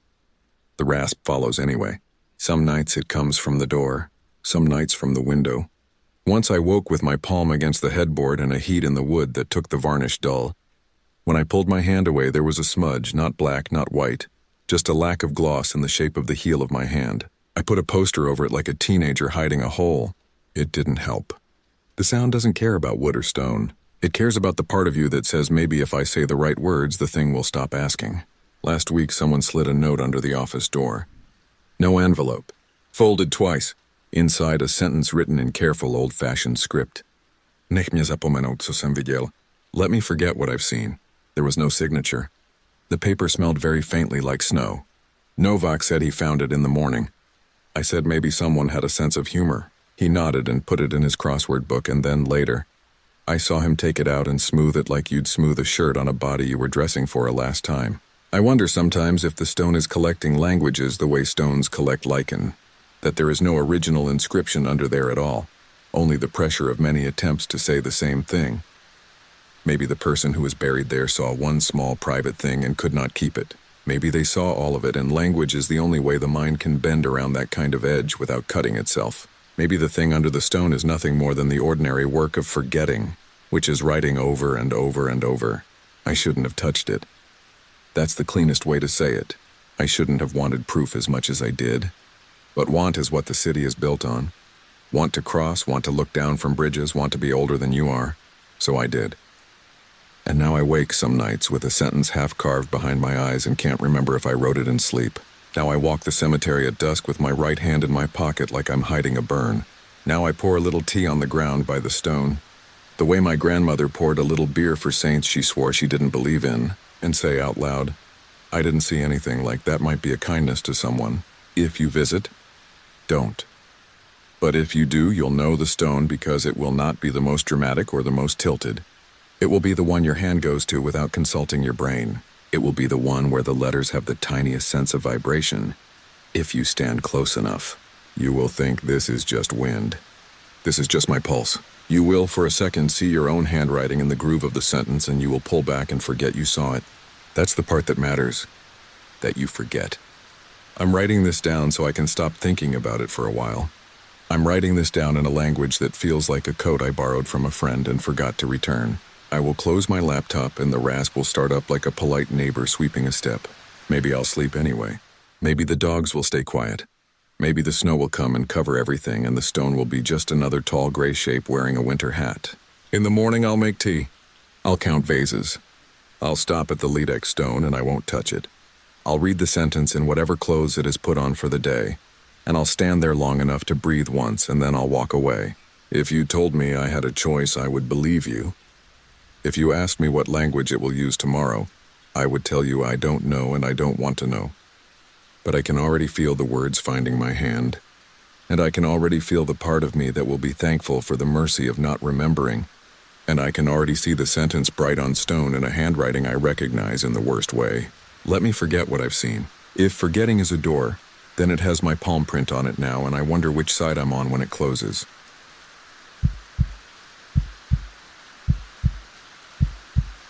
I wasn't planning to write about this at all, because when you live on a rock of frozen coal and old bones, you learn to keep certain things to yourself, but I haven't slept right in weeks and the quiet makes the memory louder. So here it is. I worked as a winter caretaker for the cemetery outside Longyear Bayan on Svalbard. If you've heard anything about it, you probably know the trivia.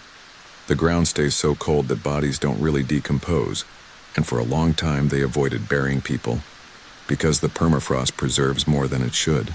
My job wasn't digging. It was tending to the fence after storms, checking for wind scour, making sure the little wooden markers didn't vanish under drifts, and shooing tourists in the shoulder seasons. In the polar night, it's mostly me, a snowmobile, a thermos, and a row of crosses that catch and hold whatever light the town throws up against the sky.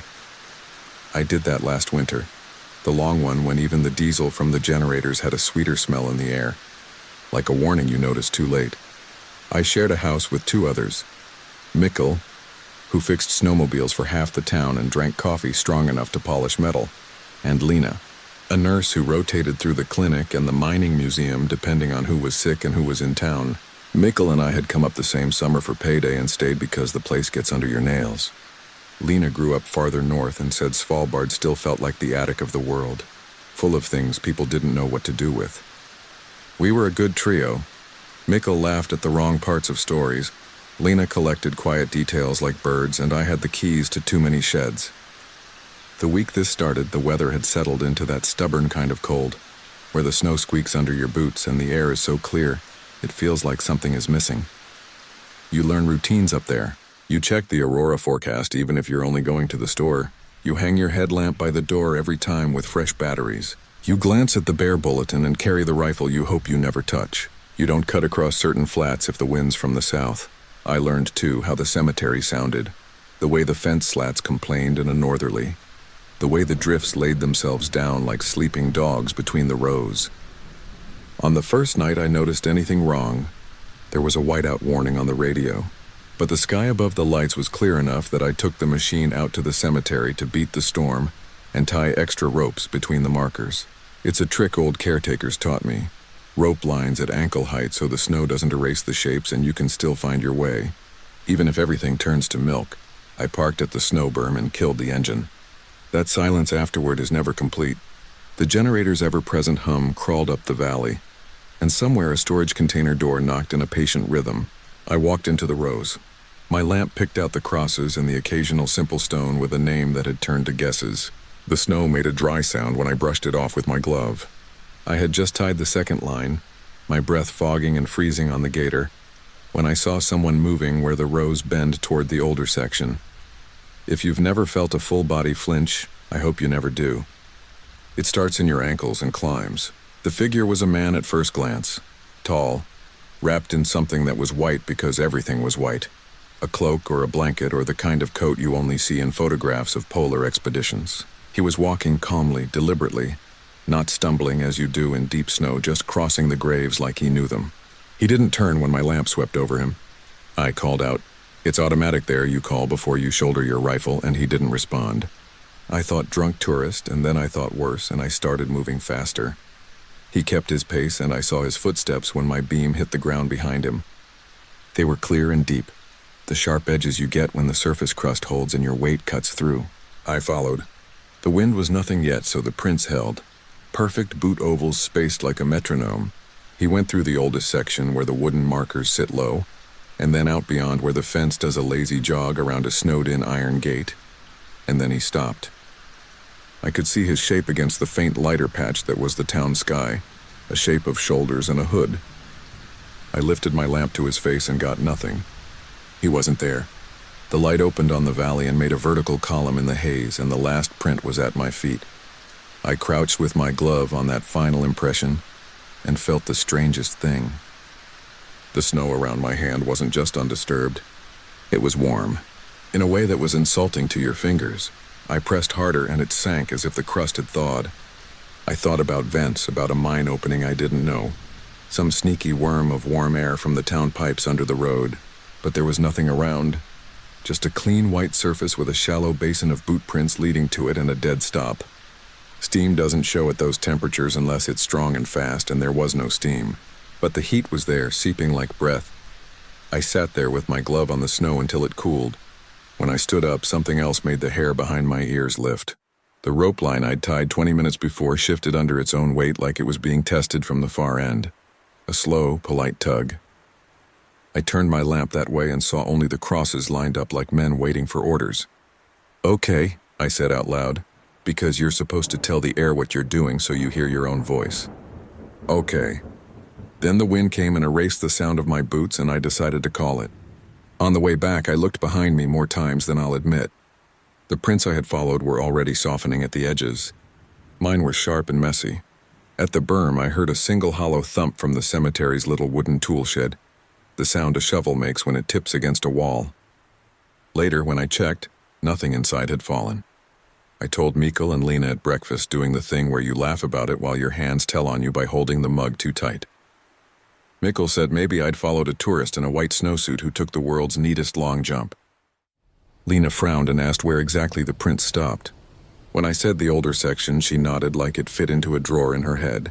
"Pastor Olaf says the old graves settle sometimes and make pockets," she said. "Heat can register strange there if the wind's right." "Heat registers strange?" Mikkel echoed, but he was already back to his carburetor in his mind. I wasn't satisfied with pockets, but I didn't have something better. That day the storm hit hard.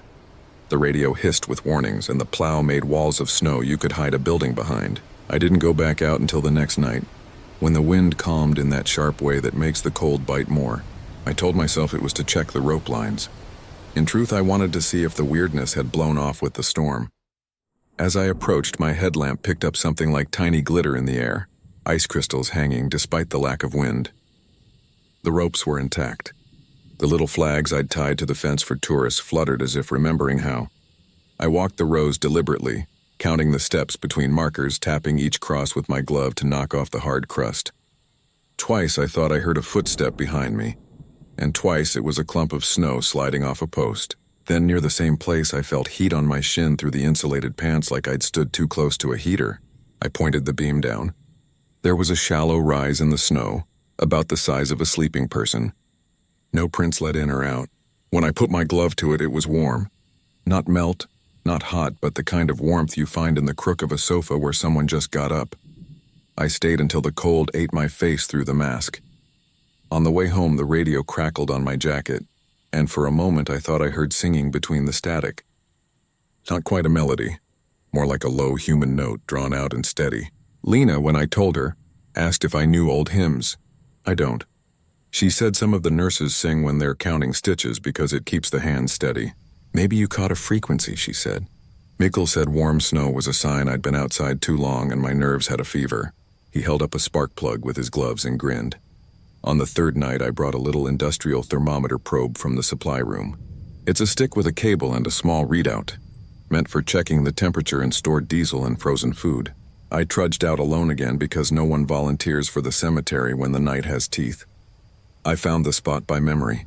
Your body remembers more than your eyes do in the polar night. The snow there looked ordinary in my beam, a low pillow, undisturbed. I plunged the probe in my fist into the drift up to my elbow and watched the numbers. The air readout hovered at 23 degrees Celsius. The snow at arm's depth read 22, 21, and then a little pocket flashed, 6 like a skipped heartbeat, and then sank back. I did it again and got the same blip. On the third try, I kept the probe there.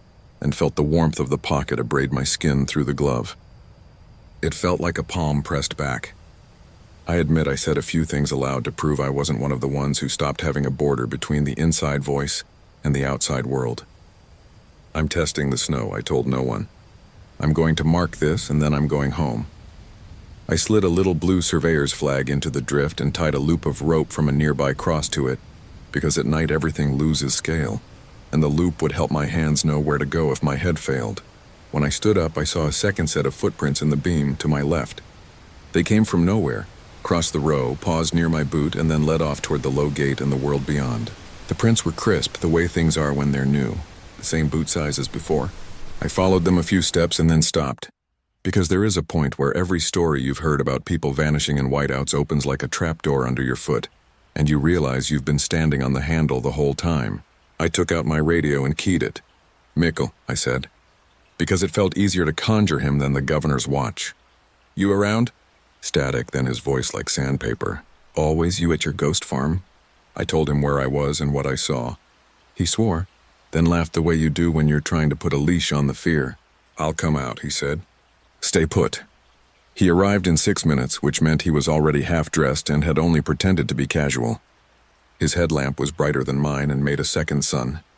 We followed the prints together this time. A few minutes in, the lamps made a little blizzard of silver gnats, and then the sky vanished sideways like a thought you can't hold. Whiteout. It happens that fast. We did what you're supposed to do. We clipped our carabiners to the rope line I'd set between the markers earlier. We crouched to lower our profiles. We didn't talk much. I kept my glove on the rope, inching us forward, and we both watched our feet like something rare was growing from the snow. The footprints kept ahead of us, always at the edge of where our beams decided to show us a world. Every time we reached where the man had been, the prints went on. And then, just like the other night, the last pair ended at an ordinary patch of snow. But there was a sound this time that wasn't wind. It was a tiny, steady hiss like breath moving through teeth. The warmth was stronger, too. When I pressed my palm into the drift, it gave and held like a chest rising. Mikkel swore again and said his grandmother had stories about people who laid down in the snow, and the snow learned them. "It's heat bleed from a pipe," he said immediately after, mean to his own superstition. He stabbed a gloved finger into the drift. "I'll dig." We took turns with a short shovel from the bag. The snow surprised us by being dense and then oddly soft in layers like an unmade bed. We dug a hole the size of a person and found nothing but snow. At the bottom, the heat was strongest. We set the shovel down and watched our breath blow into the hole like offerings. I told him about the radio hymn. He didn't laugh at it this time. "You shouldn't come here alone," he said, and I didn't argue. The next day I asked Pastor Olav if there were warm spots in the cemetery. He is a thin man with iron hands who never wears his hat long enough. He held his coffee and looked at me like I'd asked if the crosses ever walked. "Not warm," he said, and then added, "The ground can hold. It can also move." I told him about the footsteps. He closed his eyes for a moment in that way old men do when they're measuring whether a thing will grow if they say it out loud. "This isn't a Christian place the way you think it is," he said finally. "It's a place where people asked for a stop between one cold and the next. They left things here. Not everything knows it left." He offered to walk with me that night. I said yes. I didn't tell Lena because she had enough of other people's bodies and would ask the right questions with the wrong kind of concern. We went out after 9. The snow had fallen all day and now lay fresh and full of its own light under the headlamps. The stars were oddly bright for a place with 2 power plants and signed warnings about polar bears. We moved along the rope lines in silence, boots whispering. At the gate, Olav paused and looked up at the valley where the miners used to haul in sledges. He said something in Norwegian that I didn't know because my Norwegian lives in menus and parts lists. The wind answered like a tired bird.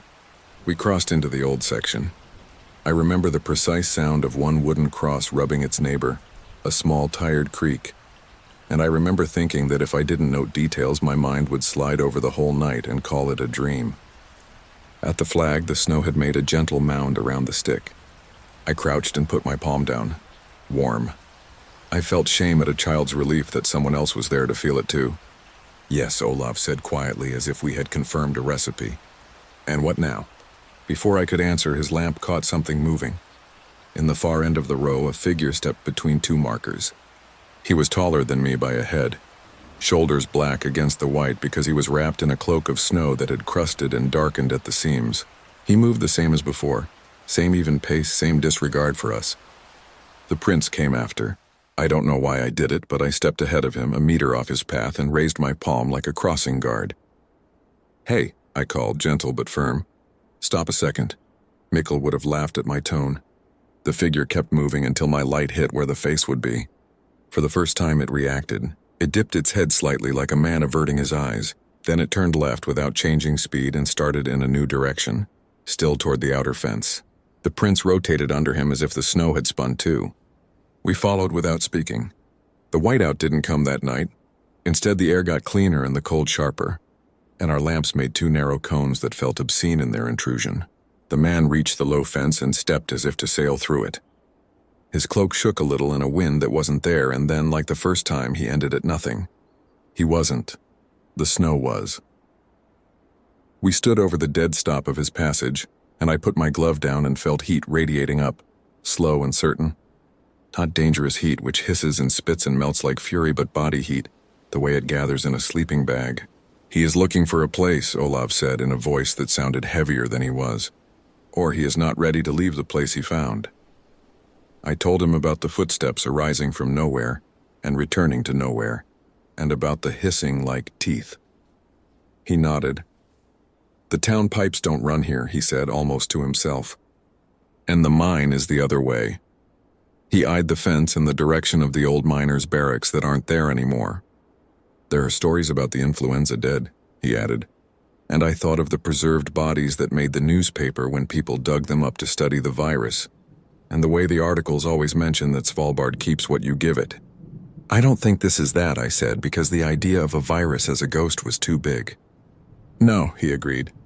"This is something smaller." I asked what, and he smiled the way I hate, with the kindness that says I can't give you the thing you're asking for without losing something I can't lose. We started seeing him on the edges of everything after that. Lena saw him once from the clinic window, a white-shouldered thing moving against the wind that was trying to push the fence over. She told me only that she'd watched him move and then watched the prince afterward. "You should tell the governor," she said, using the formal word everyone uses even if they know the man's first name. I said, "What? That a warm place in the snow keeps putting on a cloak and walking?" She shrugged and said, "Tell Mikkel then," like that was the same. Mikkel started coming out with me more often, mostly for the joke of it, but also because I saw him carry the spare rope like a rosary. We experimented. We set a metal bowl over the warm spot and watched the frost on it sweat. We stuck the probe down once every hour and wrote the numbers in a cheap notebook. We put our hands flat to our own chests after each visit to make sure we could tell the difference between our heat and what was under there. The hissing came and went, always at the edge of hearing, like the sublimation of somewhere far away. 2 weeks in, the footprints started to show up nearer to town.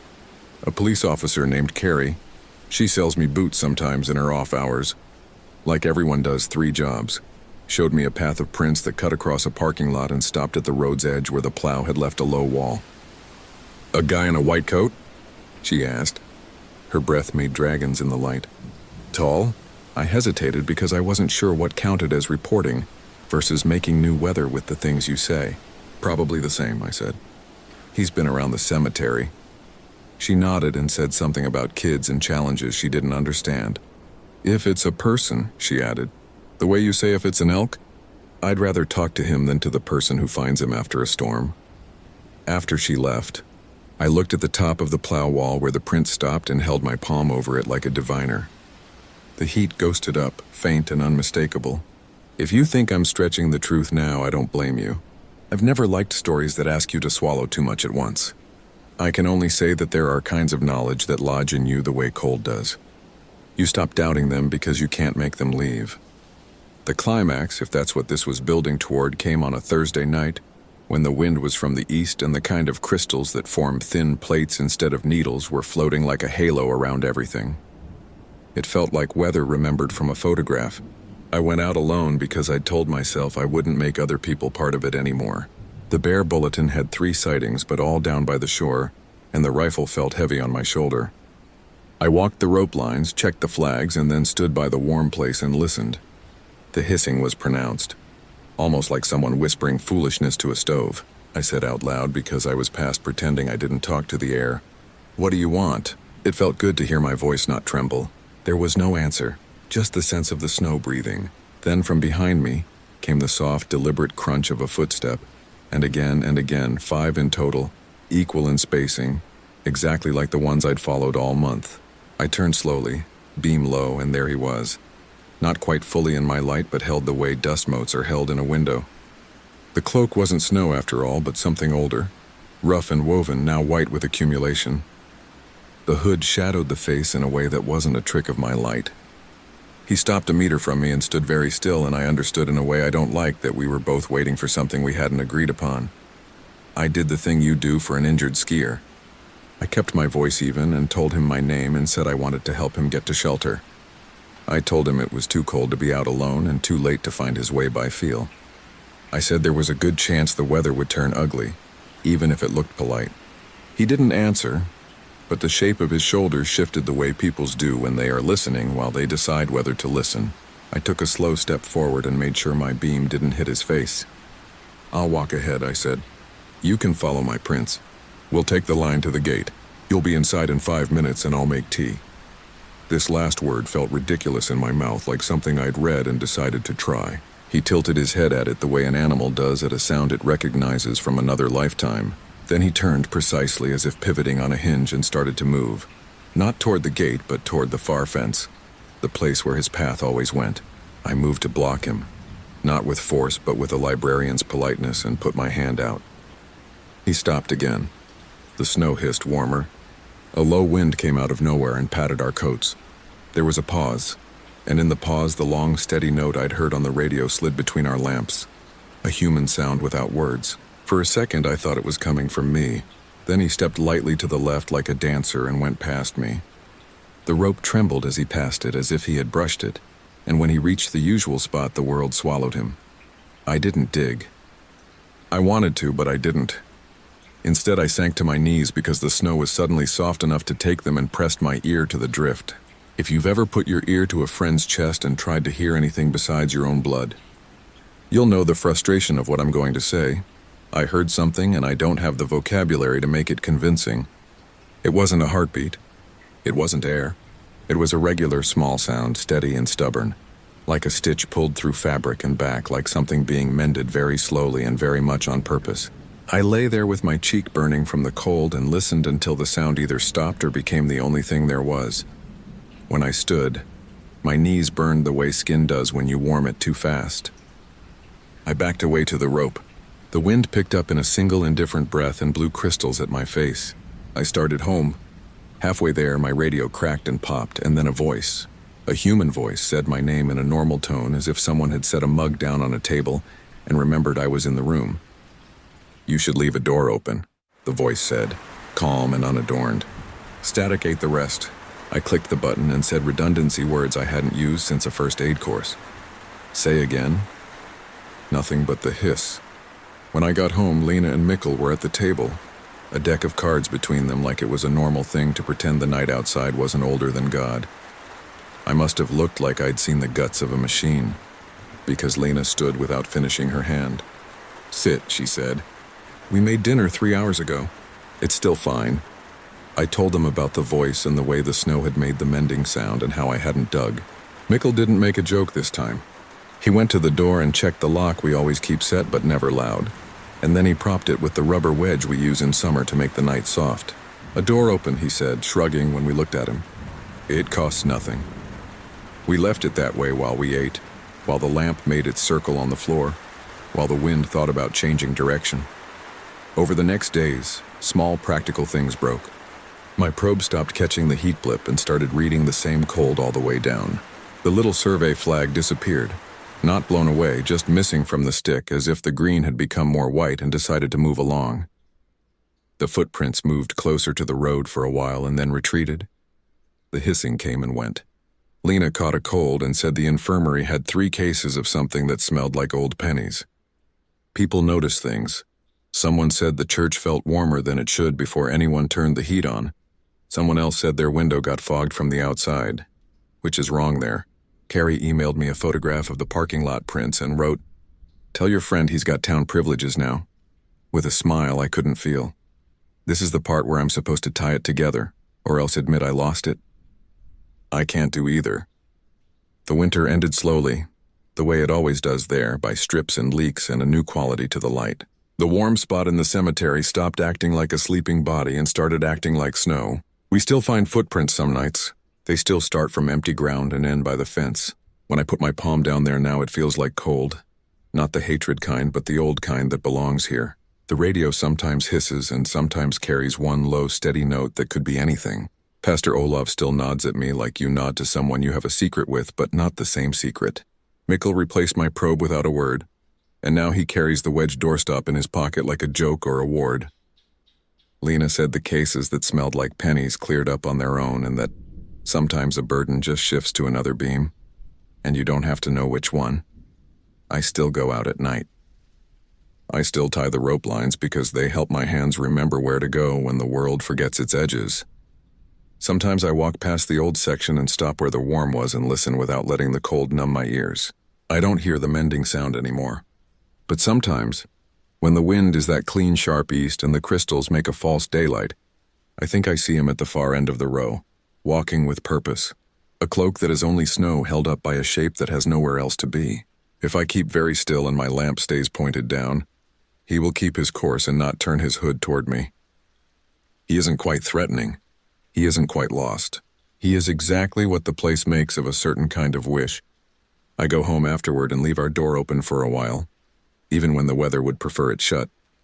The warm air moves toward the threshold and gathers there, and the house seems to breathe once like a living thing that is reminding you not to think of it as a machine.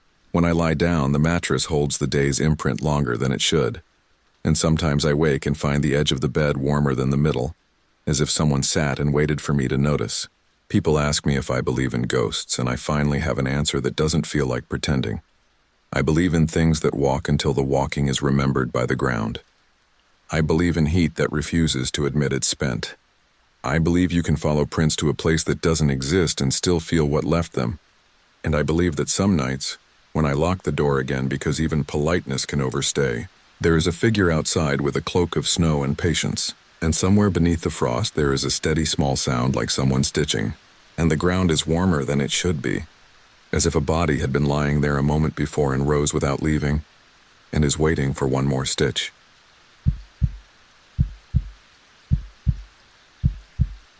I've rolled my eyes at haunted statue stories my whole life, so I hate that I'm about to be that person. I'm posting this now because I can't sleep without hearing it, and I need to put it somewhere that isn't my head. I'm not asking you to believe me. I just need to write this down how it happened because when I try to tell it out loud, I start tasting salt. I spent last December in Barcelona, swapping apartments with a friend who needed to be in New York. I was working on a translation and living near Parallel, above a bakery that started banging trays at 5 a.m., and a lottery kiosk where the owner wore different soccer scarves depending on who was playing. My friend Laya is a photographer, street stuff mostly. But that winter she decided to shoot funerary art for a series she called The Quiet City. If you've ever been to Montjuic Cemetery, you know why she picked it. It's not like the green, sprawling cemeteries you picture. It locks into the hillside. Layers of white galleries stacked like bookcases overlooking the sea. Each wall is a grid of niches, glass doors with flowers behind them, names etched into marble. Wind rattles the eucalyptus and you can hear cranes from the port knock around at night. It's beautiful in a way that makes you keep your voice down. The first morning she dragged me up there. The sky was flat and pale, the kind of cold that never looks dramatic in pictures but gets under your jacket. The security guard saw her old press badge and let us through early. The galleries were half in shade. You could smell wax and that faint, sharp scent of the sea. We nodded to a caretaker sweeping cypress needles off the steps, and then Laya disappeared into her tripod and filters. I walked a few rows and read names and dates while I tried to think of anything more cheerful than my own deadline. The caretaker was an older guy in coveralls with a patch that said Rovira. He had thin white hair and a steady way of using his hands like he had been doing this forever. When I circled back, he was polishing a statue at the end of row 7. It was a marble angel, the kind with simple wings and a blank face you see all over Europe. Nothing Baroque about it. Laya snapped a few frames and he joked that she was early for Los Santos Inocentes. I asked him why he was polishing in December and he shrugged and said the caretakers always do a pass before the holidays. Somos gente de habitus, he said, creatures of habit. He showed us the rag he'd been using, and I remember because the fabric was dark, with grime except for one corner that was crusted white. He tapped the angel's cheek with the back of his fingers and then held them up like a magician. Every morning this week, he said, I clean her. Every afternoon she cries again. He said it like someone might say their faucet leaked. Laya and I both laughed. Because what do you say? I figured it was sea spray or fog or something about temperature and stone. He nodded along with our guesses like he'd heard them and wasn't offended, then lifted the rag to my nose. The white crust smelled faintly like the inside of your mouth after you've cried too hard. The rag left a little grit on my upper lip that I licked off without thinking and immediately regretted, because it was salt. We did the obvious things. Laya stepped on the lower ledge and ran her finger along the angel's eyes, then showed me her fingertip, shiny. Not wet exactly. More like it had been damp a minute ago and was already drying. She held it under her camera for a macro shot and frowned. If it's the sea, why here? She said, turning to look down the row where glass doors and marble faces gleamed all dry. It's deep in the gallery, out of the wind. She's not dramatic, Laya. If she's unsettled, she gets quiet. Rovira told us there was no pipe or roof seam above that corner, pointed up to the stone ceiling with its little ventilation openings cut into it. He said he'd check anyway.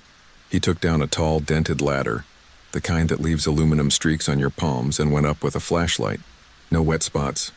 The niche directly above the angel was empty but sealed. Just a dull white square that anyone who knows Barcelona knows is expensive. He climbed down, wiped his hands, and said he'd been here 35 years, and whatever it wasn't a leak. We came back the next morning and the next. The angel's face had the same faint tracks. The salt dried clear, not dramatic enough to photograph well unless the light hit it just right. Laya tried angles, softer lenses, filtered morning sun. I did nothing useful except bring coffee and paper cups that made our hands feel warmer for 5 minutes. On the third day, a woman in a black coat left a candle near us. She had the tight mouth and swollen eyes of someone for whom the cemetery is a regular stop. She saw us looking at the angel and looked away quickly, then made the sign of the cross the old-fashioned way, with her whole hand, slow and thoughtful. Cuando llora, she said, not to us but to the air. Falta alguien. When she cries, someone is missing. I asked her what that meant, and she told me a story about 2001, something about a ferry strike, something about a man whose body didn't come home, and how the angel cried until after Christmas. I'm not backing that up with an article. I didn't look. If I had, I would have told myself it proved something. The woman introduced herself as Señora Pineda, and for the rest of December we saw her every few days. She changed out wilted flowers, brushed dust from glass, said the same little prayers under her breath, and once in the shadow of the gallery, touched my sleeve and told me we should tell her if it got worse. She said it the way you say, call me if the fever climbs. What made it stop being an odd and mildly poetic maintenance problem was stupid. I took a sample. I don't know what I thought I was proving. Laya had a small travel kit with cotton swabs she used to dust lenses. I asked Rovira if he'd be offended, and he waved his hand like he wanted the whole thing to unexist. I climbed onto the ledge, balanced with one hand between two nameplates, and rubbed the swab gently under the angel's left eye. It came away damp. I sealed it in a bag like I'd seen people do in crime shows, and then I stood there with this tiny evidence of nothing and felt ridiculous. Back in the city, Laya knew someone at the university, Alba, who worked in a lab that did basic stuff for biology undergrads.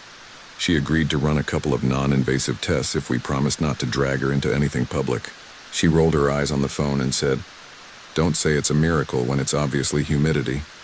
2 days later, she called me into her office and showed me a printout on clean paper that smelled like toner and dust. It wasn't conclusive. It wasn't fancy.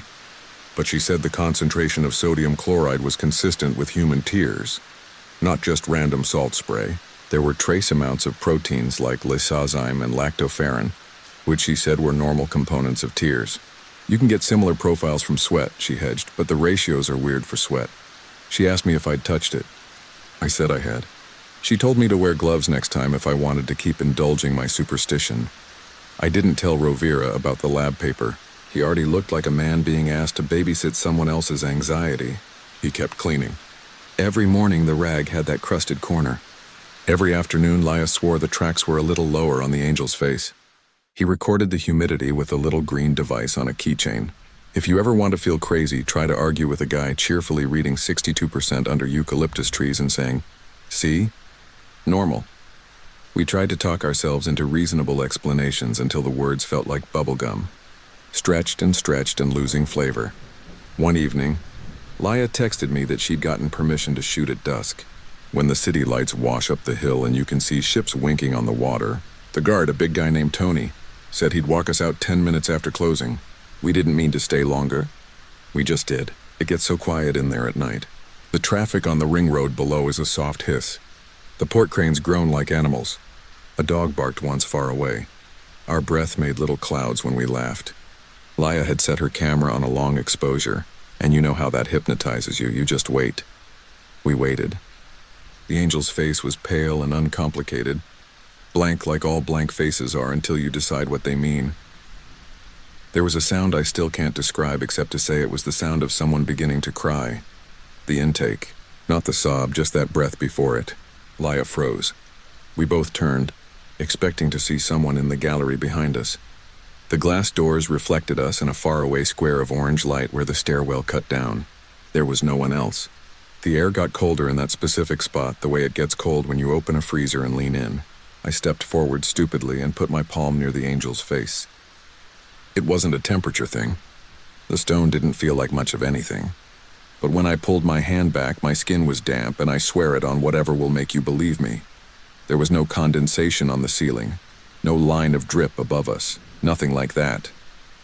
The dampness was localized to the angel's eyes as if the pores of the marble, if marble had pores, had offered up moisture exactly there. "Let's go," Laya said. She isn't dramatic, like I said. She didn't whisper or gasp. She said it like she was done with the shot. We walked to the stairwell. Our footsteps made too much noise. Somewhere below, someone dropped something metallic and it clanged up the shaft and then echoed in layers until it sounded like a lot of someone's.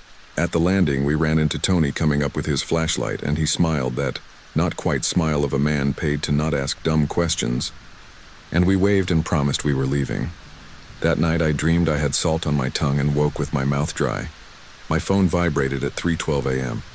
It was a voice memo from Laya, short and ugly. "Don't go tomorrow."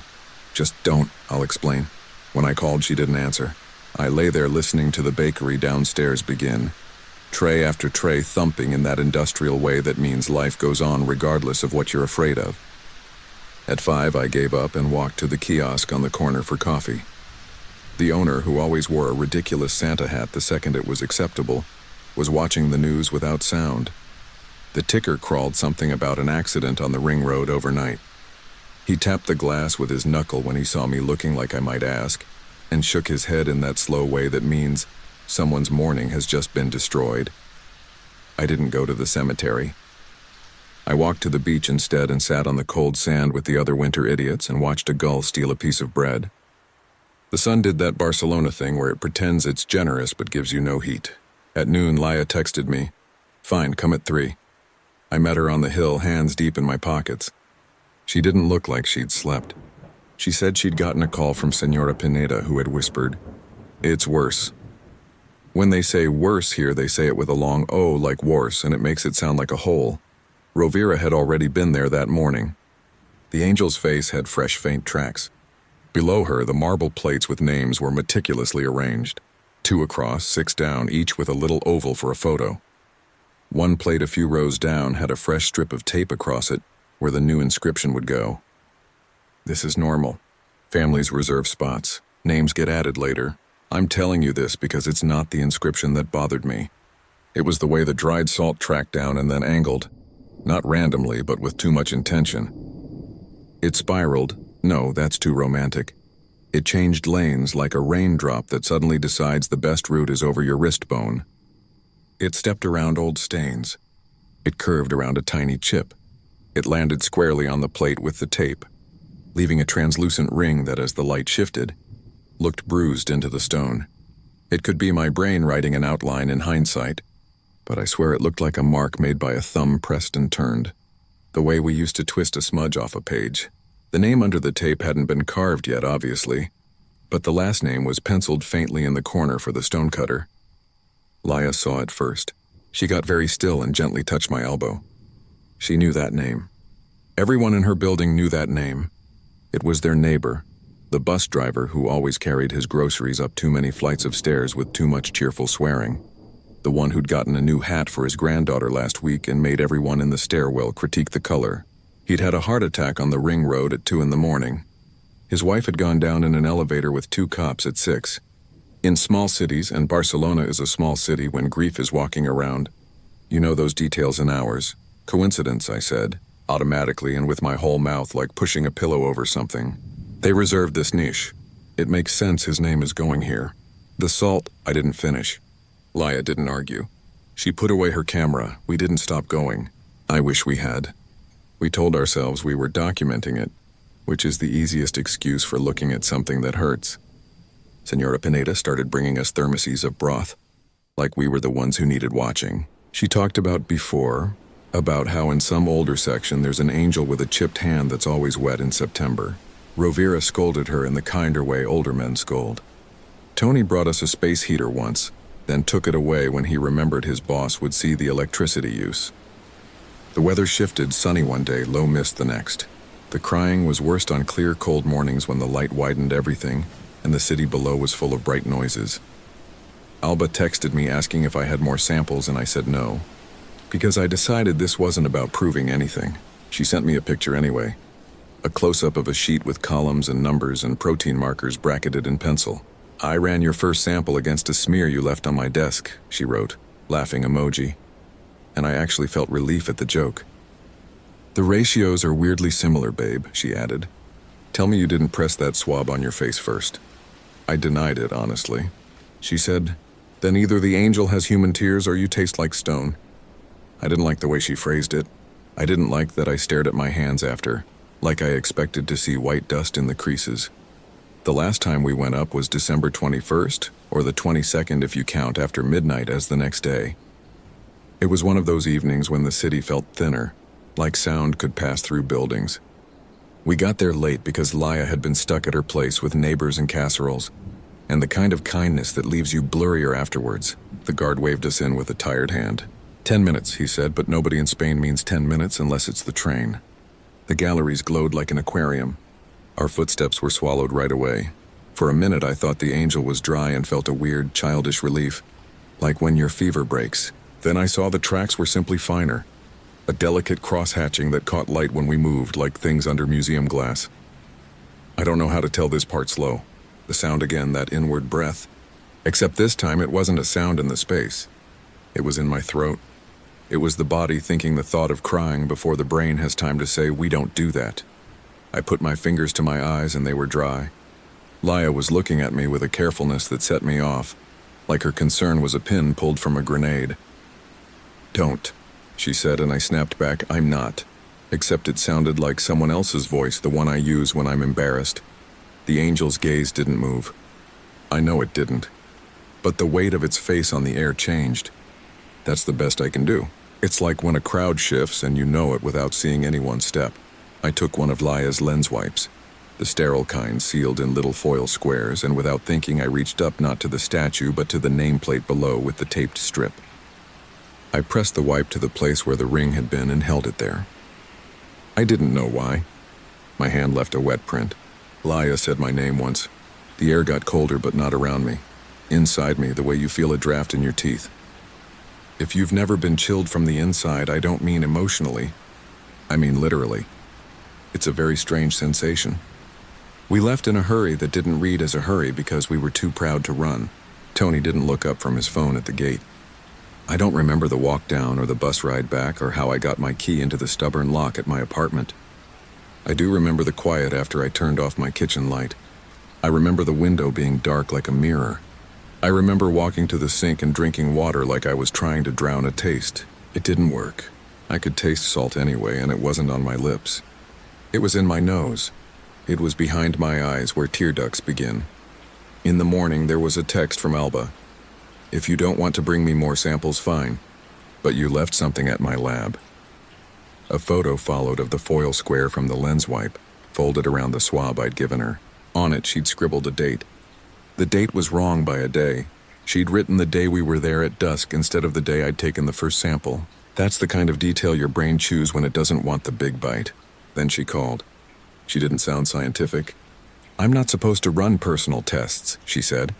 And now her voice was the one people use in stairwells when they don't want to be heard. "But I did because you were freaking me out and I thought if it was sweat you'd stop. The profile from last night isn't like the first. It's closer. There's a marker I see sometimes in tear samples from people who work in hospitals, from chronic stress. I only know that because we did a project on nurses. I'm not saying anything. I'm just saying it doesn't look like seawater and it doesn't look like a statue and it looks a lot like you. I said the things you'd say to me if the story were reversed. Contamination, sample mix-up, undergrads mislabeling something.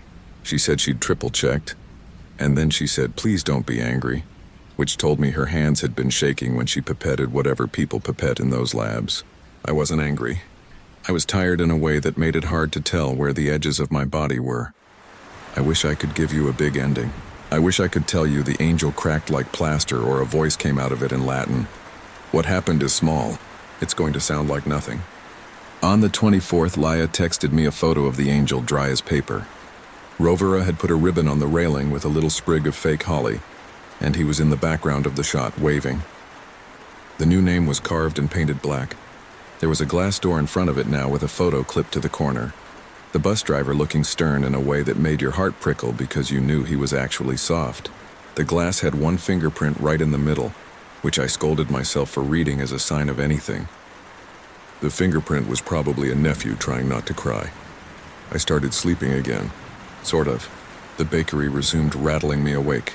The lottery guy wore a scarf with tiny bells on it because he said a team season was beyond saving, and you might as well jingle. I went to a party where the host made vermouths with slices of orange, and we all stood around and talked about the weird ear-shaped shadows the lights made on the wall. I put the lab paper in a drawer. I didn't go back to the cemetery. When I walked past the hill on my way to Montjuic for the fountains, I kept my eyes on the steps. Last week, back home, I woke up with my eyes crusted in that painful kid with a cold way. January dry air does that. I went to the bathroom and dabbed away the gunk with toilet paper dampened under the tap. The mirror had fogged a little from the shower my roommate took earlier. There was a ring on the glass at about the height of my face, where someone had wiped once and then let it dry, and around that ring the faintest white corona that looked like someone had sprayed salt water, and it had crystallized as it evaporated. I touched it with my knuckle and it flaked away, gentle. It tasted like salt. That's not evidence. Mirrors collect everything, but when I leaned in to look closer, I could see a tiny line of dried crystals that hadn't run down. It had run sideways. It had curved around a crack in the silvering just slightly, like it preferred one path over another.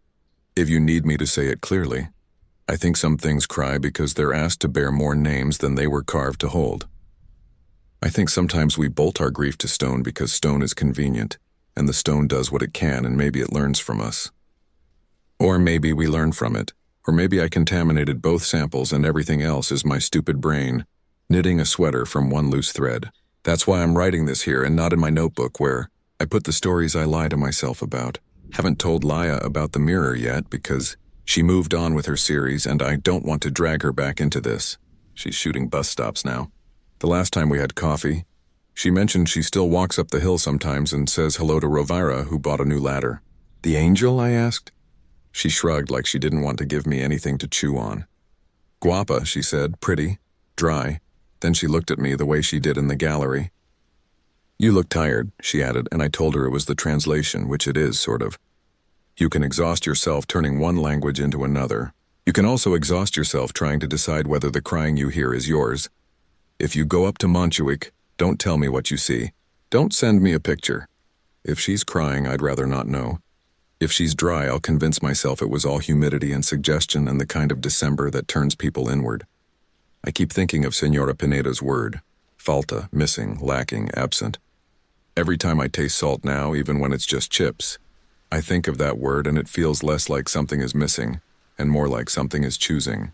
I can't tell you what. I can only tell you that it keeps choosing the exact path it wants to take. Whether that's down a marble face or across a mirror or, on certain nights when the apartment is so quiet the pipes sound like breath, somewhere under my own eyes.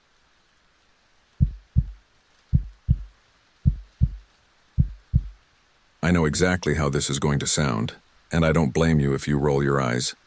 But I'm writing it anyway because I haven't really slept since May, and the only thing that helps is putting the pieces in order. I'm the one who did the night rounds at Glasnevin, the big cemetery on the north side of Dublin. I took the job because I like quiet places and because the dead don't ring you at 3 a.m. asking for overtime. That was the joke I used to make. My sister Sarsa said it was bad luck. My mate Fionn said it was perfect for me.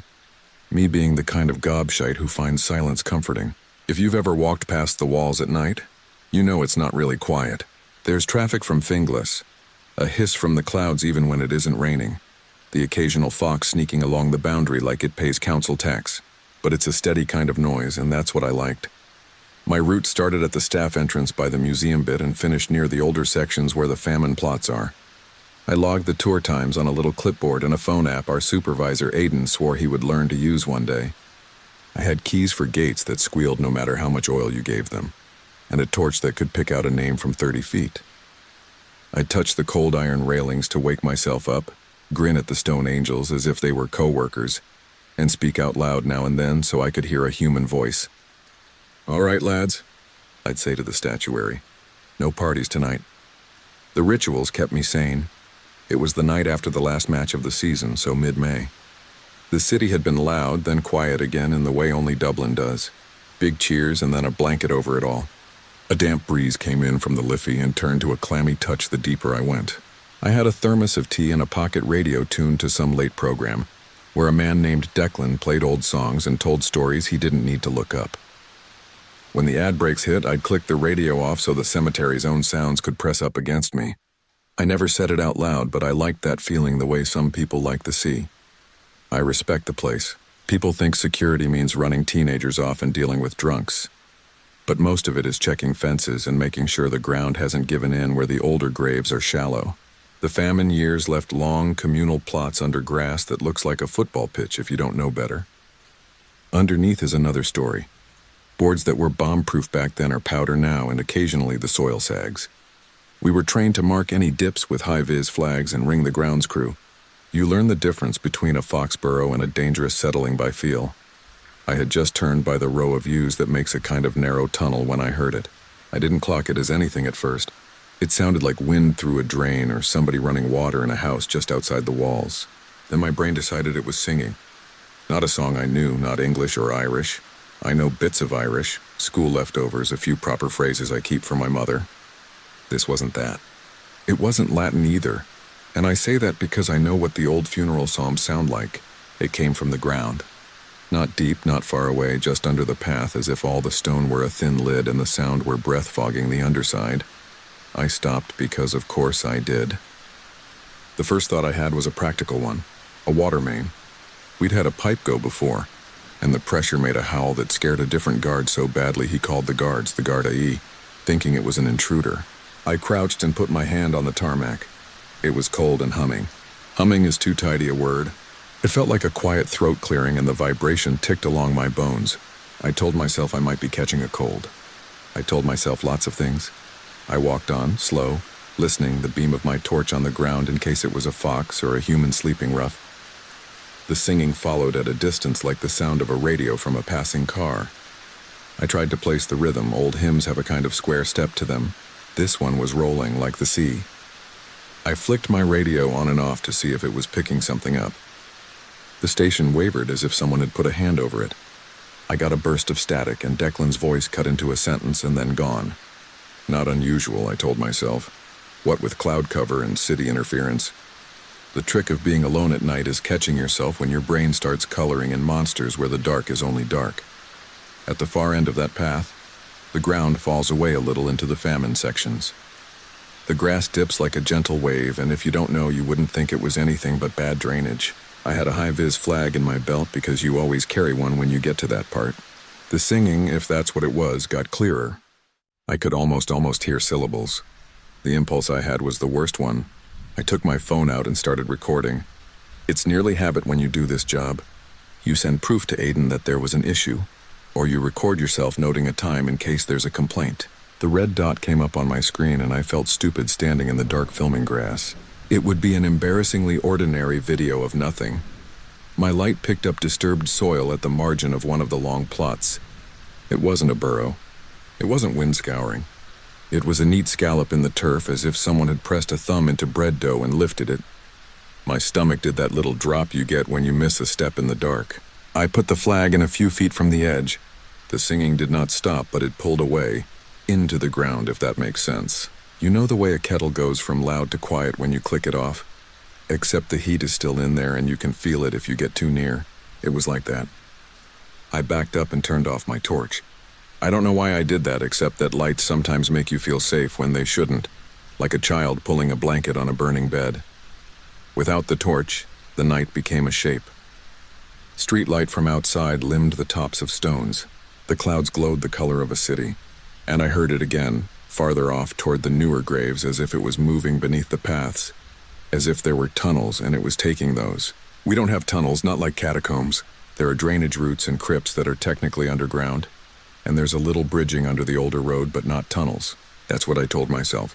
The singing lowed, as if shaped by a curved space, and for a second I had the taste of copper in my mouth. I turned the torch back on so fast the beam jittered, and I half laughed just to hear myself. "All right," I said out loud. "Enough. I'm not dramatic. I did the practical things. Marked the spot on my map, made a note for morning, and finished the round. I didn't mention the singing to Aiden in the log because I wanted to have something less ridiculous than the ground hummed a bit. When I got back to the hut near the entrance, I listened to the recording.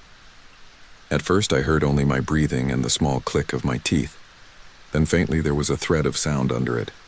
It wasn't the radio. I heard 7 or 8 notes that barely changed, but bent like someone resting their hand on the throat of the song. The words, if they were words, were rounded and had a hollow to them, sorry. This is the only way I can say it. The vowels didn't sit in my mouth right when I tried to imitate them. I sent the clip to Fionn, who is the kind of friend who listens and laughs after. "Is that you messing?" He wrote back. "Sounds like your da in the bath." Then after a pause, "Jesus, no, that's weird. Sounds old, not a song." He sent me a voice note doing a bad impression of a monk's choir and then a real message saying I should call someone. "Call who?" I said. "Plumber." He sent back a shrug emoji and a pint glass. When Aiden arrived at 6, I told him about the sagging bit of ground and left the rest. He rubbed his eyes and said, "We'll rope it off." The grounds crew came in at 9 and put up a little temporary barrier and a sign. I went home to my flat off Dorset Street and tried to sleep. I did that thing where you drift just enough to fall through, and then some part of your body jerks you up like you missed a step. My sister texted asking if I'd come on Sunday dinner. I said if I wasn't asleep I would. I reheated soup, scalded my tongue, and tried not to play the clip again. I failed. I put it in my ears on loop and told myself I was just a man who had caught wind in a pipe. The next night it rained. Real rain, not a mist. Water hit the stones like distant applause. It pooled in the low edges along the famine fields. I wore my heavier jacket and the rain rolled off my hood in a sheet that made the torch beam look like it was underwater. Everything smelled damp and clean in a way I always associate with summer starting.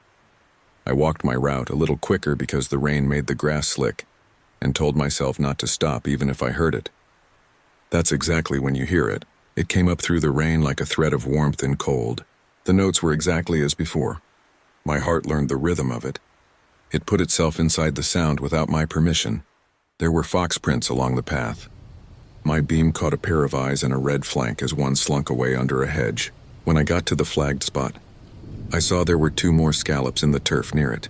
Not big, not like hands, no obvious prints. More like the ground had relaxed where the weight was and then lifted. I'm aware that reads like nonsense. The rain had smoothed what might have been marks into a uniform gloss. My radio crackled a few bars of some old ballad about leaving and returning and then fell silent. The singing went on, and beneath it I thought I heard something like another voice. Not harmony, a different line. I called Aiden. He didn't pick up because Aiden sleeps with his phone in the kitchen. I texted him and then I rang the non-emergency Garda station because even an idiot knows when he needs somebody else to stand next to him for a minute. A patrol car came brimming light into the small car park and a Garda I'd seen before. Murphy, heavy coat, kind eyes. got out with his partner. They were already wet. They had that half-smile cops wear when they turn up to find there is nothing to arrest and the only thing to do is be reassuring. "Evening," Murphy said. "What have we?" I pointed at the scallops and the flags and said the words lumped together in a way that made me sound more frightened than I wanted to. He crouched for a look, touched the turf with the back of his hand, then stood. "Not cats," he said unhelpfully. He tilted his head like he was listening to the rain. For a second I thought I saw him frown toward the ground as if hearing it too. And then his partner made a small noise and I told myself it was nothing. We made an incident note, they promised to swing by again, and I felt foolish and grateful at once. On the third night, the singing started before I'd even passed the first angel. This time it wasn't moving. It was under the famine plots, many voices, very faint, like a crowd outside a church 2 streets away. I say many and you'll think a choir, but it wasn't like that. Think of 100 people humming at slightly different timings and all of it resolving to one long sound. I walked out there slowly, the way you approach a stray dog you want to help and are terrified will bite. I swore at myself for recording it again and did it anyway. There was a light on near the museum. That's not unusual. Sometimes someone forgets. But it wasn't the cold white they use for the exhibits. It was yellow, warm, the exact light of a kitchen before dawn. It spilled a little and I thought of the caretaker's cottage that used to be there once and of cups of tea and the scrape of a chair. It made me want to go toward it and never go back to the dark. I stood with that thought, and the rain slowed and the singing lifted, as if hands had been taken off throats and breath had been let out. I went back the next morning to meet the grounds crew in Aden because the soil was worse. It wasn't collapsed, not in a catastrophic way, but there were disturbances along a diagonal line that matched stones dating to the famine years. I know those stones because I look at them every night. The names are worn smooth, but the dates are there if you angle your torch right. The crew fenced a wider area, and we talked about weather and subsidence and the history of pits filled quickly. A couple from Ballyman asked politely if they could walk around to reach a grave they wanted to tend. They were the kind of people who thank you for doing your job in the rain. I stood aside for them and felt ordinary again for 5 minutes. At home, I sent the clip to Sersa. You can trust a sister not to indulge you when you're being a child. She's a teacher and has a voice that can make an entire classroom nap. She sent back a long message I could hear her saying. It could be wind and culverts. It could be nothing. Please ring a plumber or the council before you ring a priest. Also, you sound tired. Come Sunday. Then 5 minutes later she wrote, It doesn't sound like Irish. It doesn't sound like anything I know. It sounds like when Nana used to keen, do you remember? I do. Our grandmother had a way of singing to herself when she thought nobody could hear. A lost air that wasn't a song and wasn't not a song.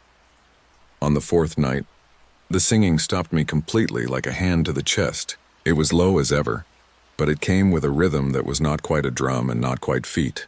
That's the most I will commit to. Something down there was moving to it.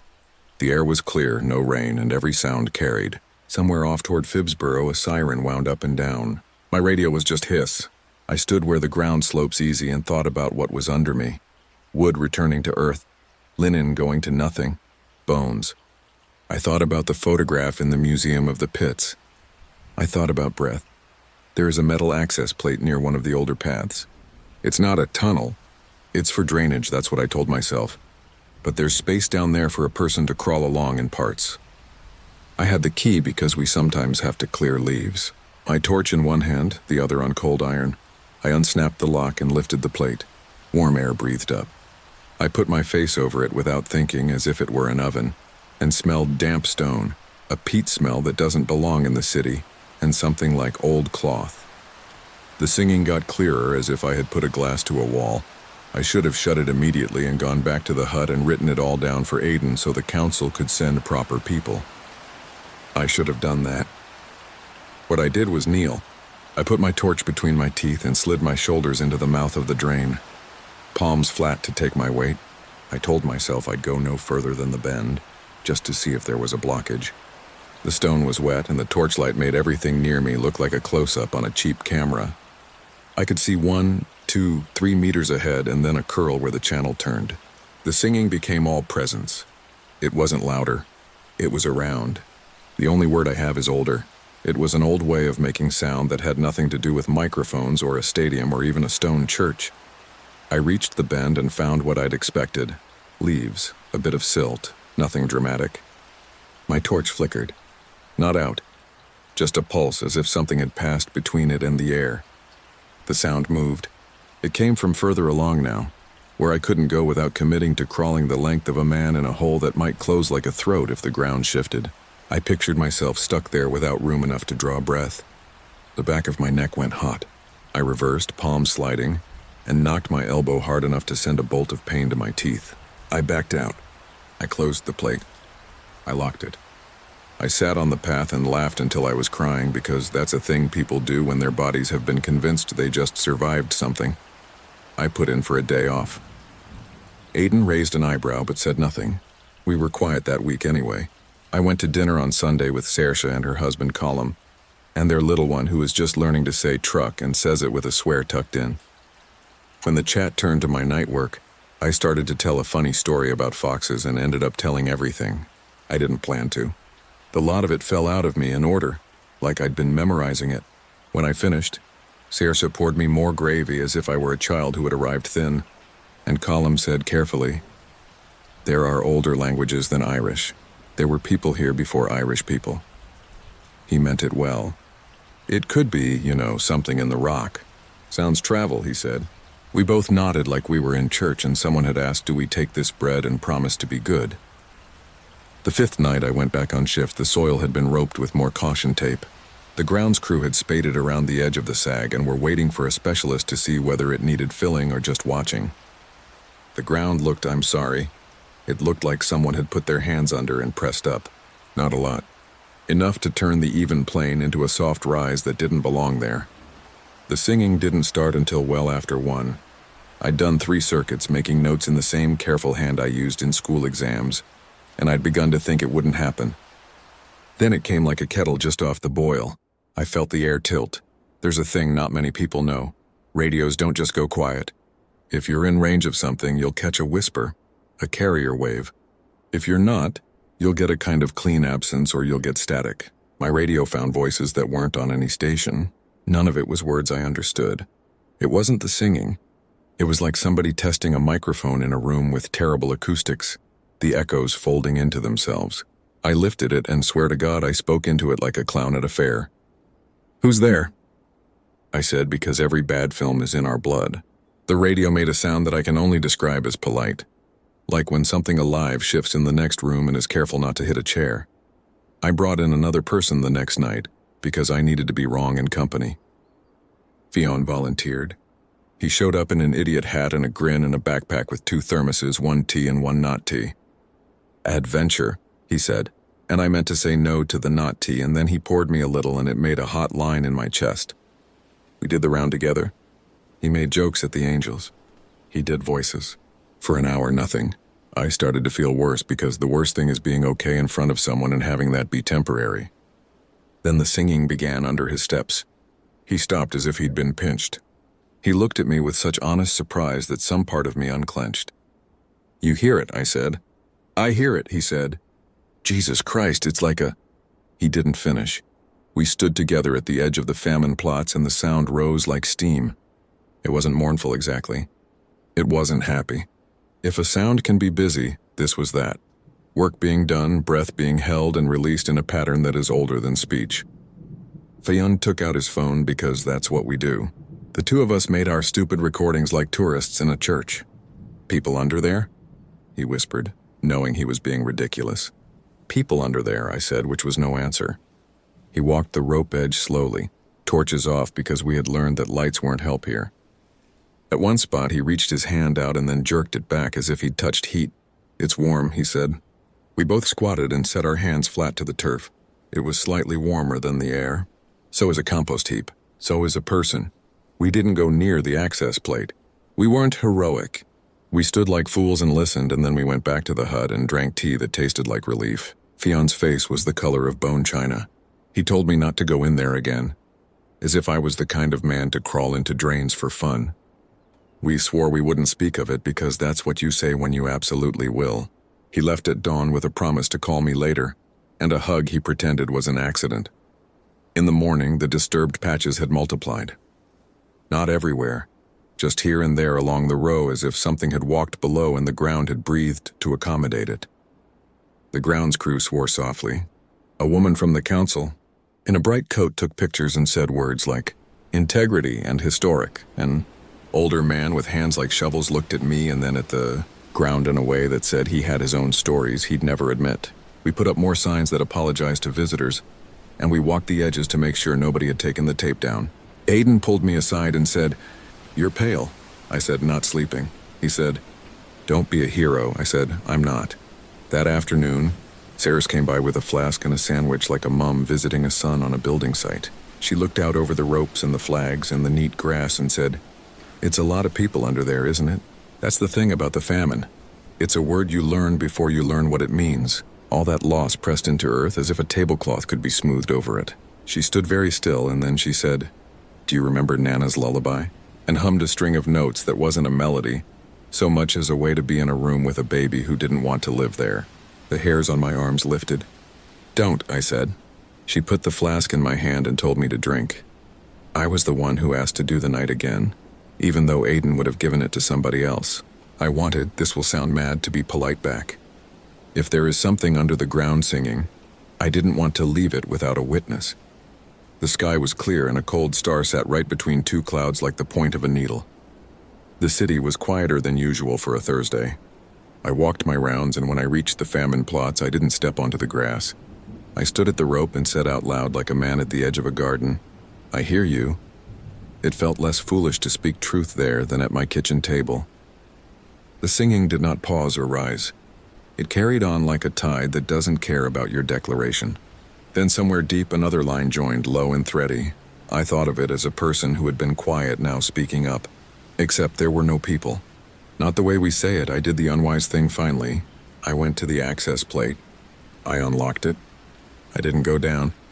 I lay flat on the damp path with my ear over the opening like a child listening to the sea in a shell. The sound wrapped my head entire. The words were not words. The syllables curved around each other like strands of rope. My name is a simple one, Connor, and I nearly stood up and ran because I heard it. Not in the way of a human voice saying it, but in the way water finds a groove. The sound went over something like it, and I recognized it the way you recognize your own house in the dark by the way it takes your weight. I shut the plate. I relocked it. That morning, 3 new disturbed patches had appeared. They were at the feet of stones whose names I'd never really looked at. My torch beam always glancing away because the years on those stones were the same year carved again and again. I looked now. The names were unfamiliar. The dates were a row of winter. The ground was warm. On the main path, someone had chalked a little cross, probably a child visiting a family grave with a thoughtful parent. It felt like a good idea. I put the toe of my boot on the cross and then moved it so I wouldn't smudge it. That's as brave as I was. You can go to the museum bit and there's a recording you can put on your headphones of the history. It's voices. The narration is in English and Irish. The archival bits are rough, the way old recordings are. I stood there where I should have been doing a paper inventory and I listened to the wrong voices, the ones I had on my phone. I held both to my ears like a choice. I switched between them until I couldn't tell which was the world. A woman on the museum track said a sentence about the pits and the way they were filled, and my clip breathed over her, soft as a person through a door. I turned it all off. The silence after was shaped like what had been there. I gave notice a week later. Aiden didn't argue. He looked at me with something like relief. He hired 2 new lads, young, with the indestructible eyes of people who haven't lived long enough to be chewed. I told them where the foxes like to cut corners and which locks were sticky no matter what oil you used and what to say to the angels, so they look after you. I didn't show them the plate.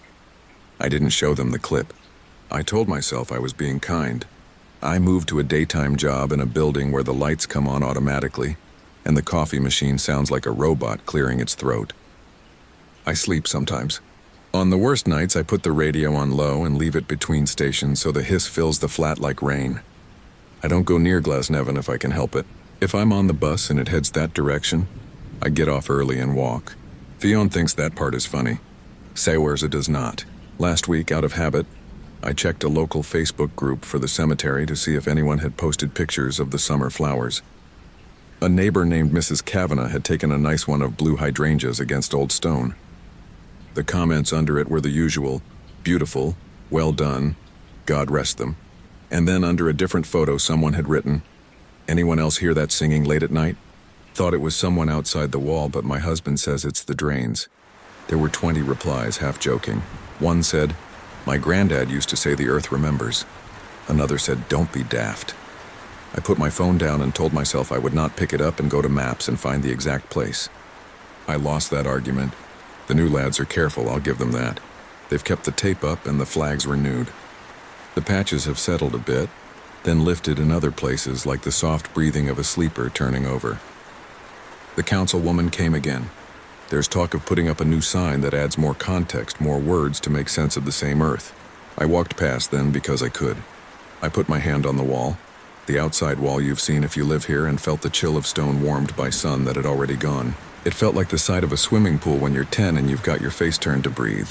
If you are expecting a moment where a hand comes up through the turf or the ground gives way, or the radio speaks my name in a BBC accent, this isn't that. It was never that. The thing that happened is small, and I'm the only one who can put it in order, and I know that makes it suspect. But I promise you this. In my flat, in my building that pretends to be new even though the bricks remember a horse tram, the pipes knock sometimes at night when nobody has turned a tap. You know that sound, the sharp hollow rattle of metal expanding. It used to make me curse my landlord. Now it makes a line up my spine feel like a string. I lie still and count. 7 or 8 notes bent like somebody resting their fingers lightly. The way you can hush a throat without hurting it. It comes from the wall behind my bed, then from the radiator, then from the floor near the window as if it is moving along a route it knows and I don't. And yesterday, because I am a man who learns slowly, I went back to Glesneven in the day and stood by a plot that has my family name on it. Not those famine fields, our people are elsewhere, but close enough that if you threw a stone wrong, it might land on that long grass. I looked down at the soil and thought it seemed newly brushed. The caretaker walked by and nodded. The air smelled like cut grass and warm stone. There were no voices, only the city. The hum we all pretend is silence. I put my fingertips on the top of the stone, not enough to make a show of it, just enough to say hello, and I swear the warmth there wasn't only sun. Maybe that's all it is. Maybe the earth holds heat in spots and wind whistles in the right key and a tired man hears an old language because he wants to. Maybe.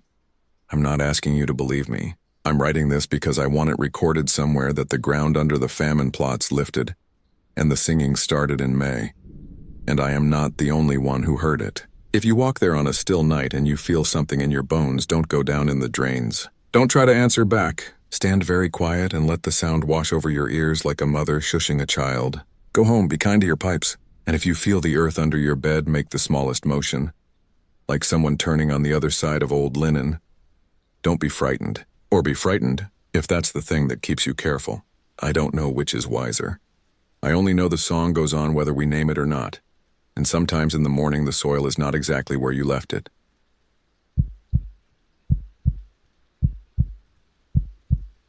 I'm not the kind of person who posts on forums, but I need to put this somewhere that doesn't have my name attached. Somewhere it won't turn into gossip at work or a story my neighbors pass around when the elevator stalls. I work maintenance at Vienna's Zentralfriedhof. Not glamorous.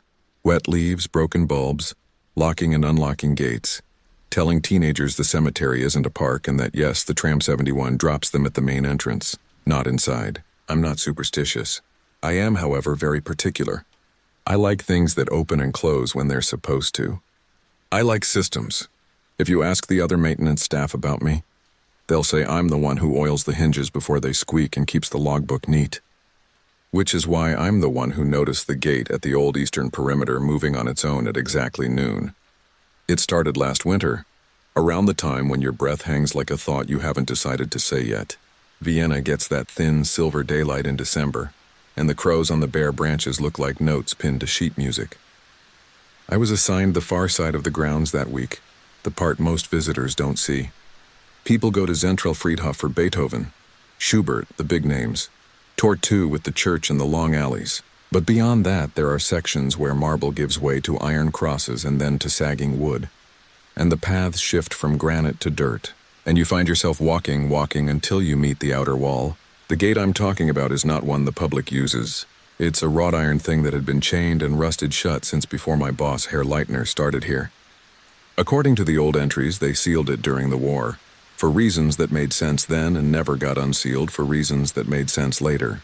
We call it the Schattentor, the Shadow Gate, partly as a joke and partly because it sits in the kind of permanent shade that makes you zip your jacket even on good days. I noticed it because the padlock looked shiny in a way it shouldn't. Not new, not polished, just touched. The way a water faucet looks after someone's used it and wiped it with their sleeve. I made a note. I checked the chain. It was secure. I tugged the bars because that's what I do, and they didn't budge. But when I did my rounds at noon, I heard a noise behind me, like a breath catching in a throat. I turned and the gate was a hair different. It's hard to explain. If you look at something 100 times, you start to learn its posture. The Schattentor had a slouch to it, a way the top scroll leaned left. That day, at exactly noon, my phone had just buzzed with the hour chime. The scroll leaned just a little less. As if it had taken a step, I told Lucas first. He's not maintenance. He's a friend who does IT for the city. We met because he helped us switch out the old camera system last spring, and he stuck around anyway. The man collects stories like other people collect magnets on their fridges. You have to show me, he said, which is what he always says. I told him to come by on Friday when I had the same route, and he did, with a coffee in each hand and a small backpack that rattled like dry bones. Motion sensors, he said. Don't look at me like that. You said a gate moved by itself. Let's see if it's just your romantic streak. I don't have a romantic streak. I like numbers and times. But I went along because it felt better to be the person who tells the story than the person who keeps it. We reached the gate at 11:50. The path there is always damp because the ground dips and the wall steals the sun. Even the air feels pinned down. Across the path is a patch of old graves, the names worn thin, the small stones set atop them by visitors who still remember. A groundskeeper I know, Renati, nodded as she raked and said, Schonentag, the way people do here. Polite, warm at the edges, eyes on her work. Lucas clipped a sensor to the gate post and set his phone to record. He's taller than me and has that narrow, focused look that makes you think of chess.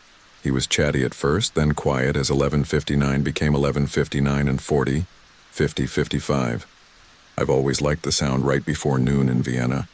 When you're in the city center, the bells layer on top of each other like laughter spilling down steps. Out at the cemetery edge, you get the 71's brakes squeaking, and if the wind is right, a howl that is only the ring road carrying a truck's complaint from far off. At exactly 12, my phone hummed and held the note for a second.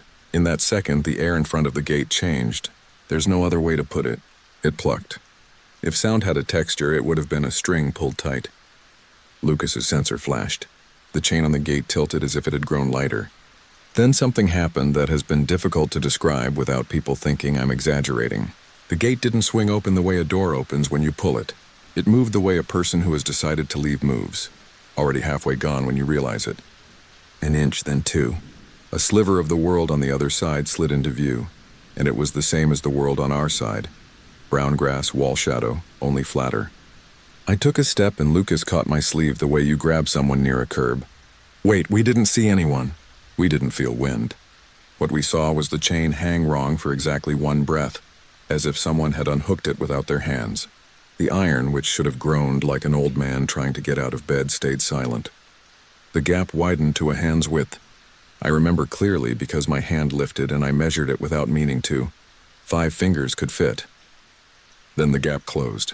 Not fast, not slow, like an elevator door that doesn't care if you're coming or going. The chain gave a little knock as it settled. The soft clack of metal on metal. Lucas exhaled. I realized I had been holding my breath because my chest hurt. Your camera, I said. He checked. The video showed us waiting, me shifting my weight, him flicking his eyes between the gate and the phone like a metronome. It showed the chain at the angle I know by heart. Then there was one frame, one single frame at 12, where the gate was open enough to slip a hand through. The next frame, it was closed. The software timestamp didn't skip. It registered the moment, but not the motion. Glitch? He said, though he didn't sound convinced. He scrubbed back and forth, and the same black rattle of pixels blinked open like an eye and shut again, making me think of a crowd blinking in unison. Tomorrow, he said, we do it again. I'll bring a different camera. I said I had to tell my boss. He said, tell him what? That a gate breathed? So I said nothing and told myself I would oil the hinges the next day. It felt like something practical to do, a way to reassert the rules. I oiled the hinges the next morning. The gate didn't accept it. That's what it felt like. The drop slid into the join and beaded like rain on a waxed coat. I wiped and tried again. The metal drank a little, reluctantly. At noon, I didn't plan to be there. I told myself I would be at Tor 3, talking with the florist about her delivery permit, but my feet took me back. Lucas was already waiting, his backpack heavier, his smile trying on bravado. 2 cameras, one from the city's traffic department. Don't ask how I got it. We waited. The air did the string thing again. The chain lightened. Lucas's mouth flattened into a bloodless line. Don't touch it, he said, knowing I wasn't going to. We watched the opening open. The space on the other side looked thinner, as if the grass there would make less noise if you walked on it. I felt heat on my face even though it was a cold day. It was like standing near a bus right as it pulls up, that pocket of engine warmth, and very faintly I smelled the metal smell you get from old coins. Lucas leaned closer and said, "Do you see?" And then stopped. Not because of the gate, because of the quiet. We could both hear the city even at the edge of the cemetery.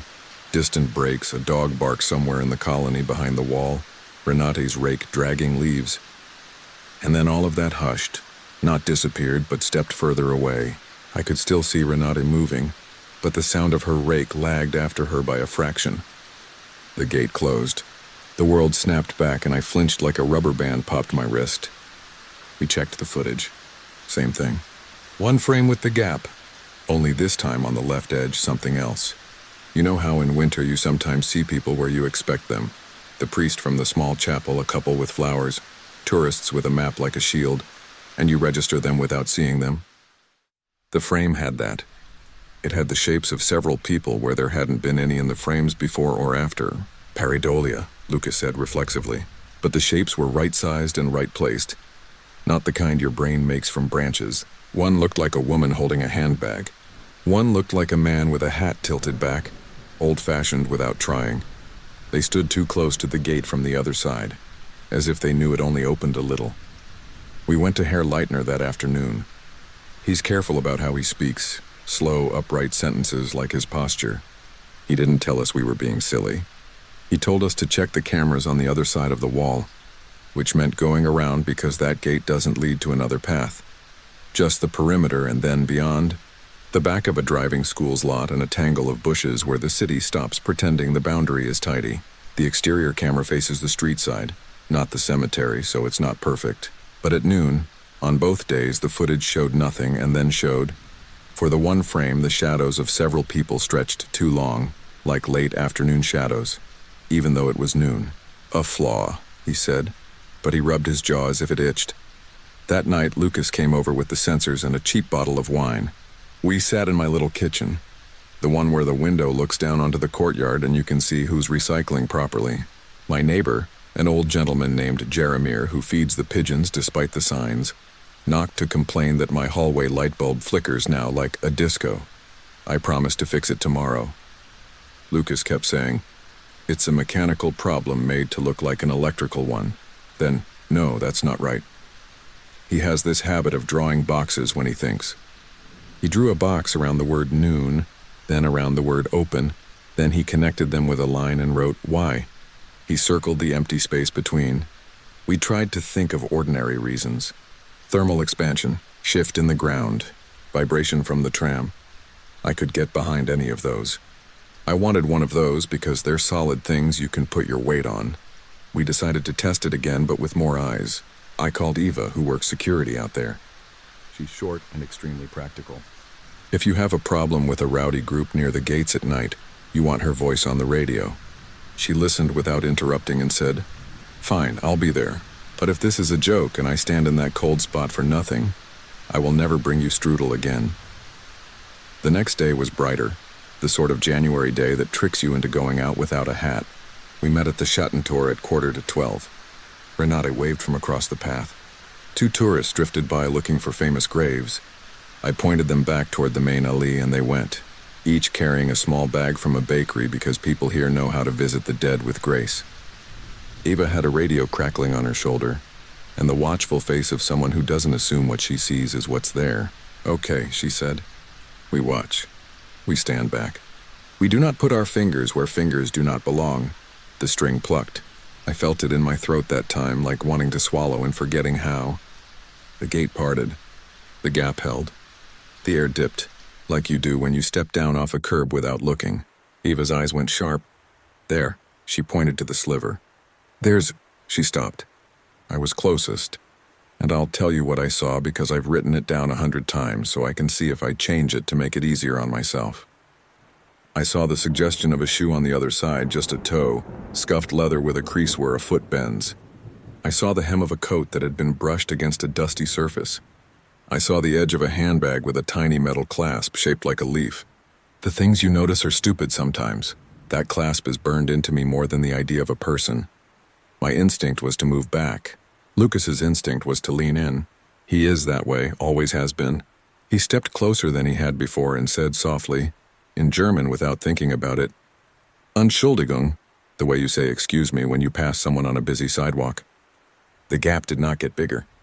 The chain did not lift, but the space on the other side changed. It was like the moment before an escalator arrives when all the steps are flat for a second, and then you see the teeth. The shadows pressed closer. I didn't see faces, only the sense of a crowd that had been waiting a long time and knew how to wait without making a fuss. The gate closed.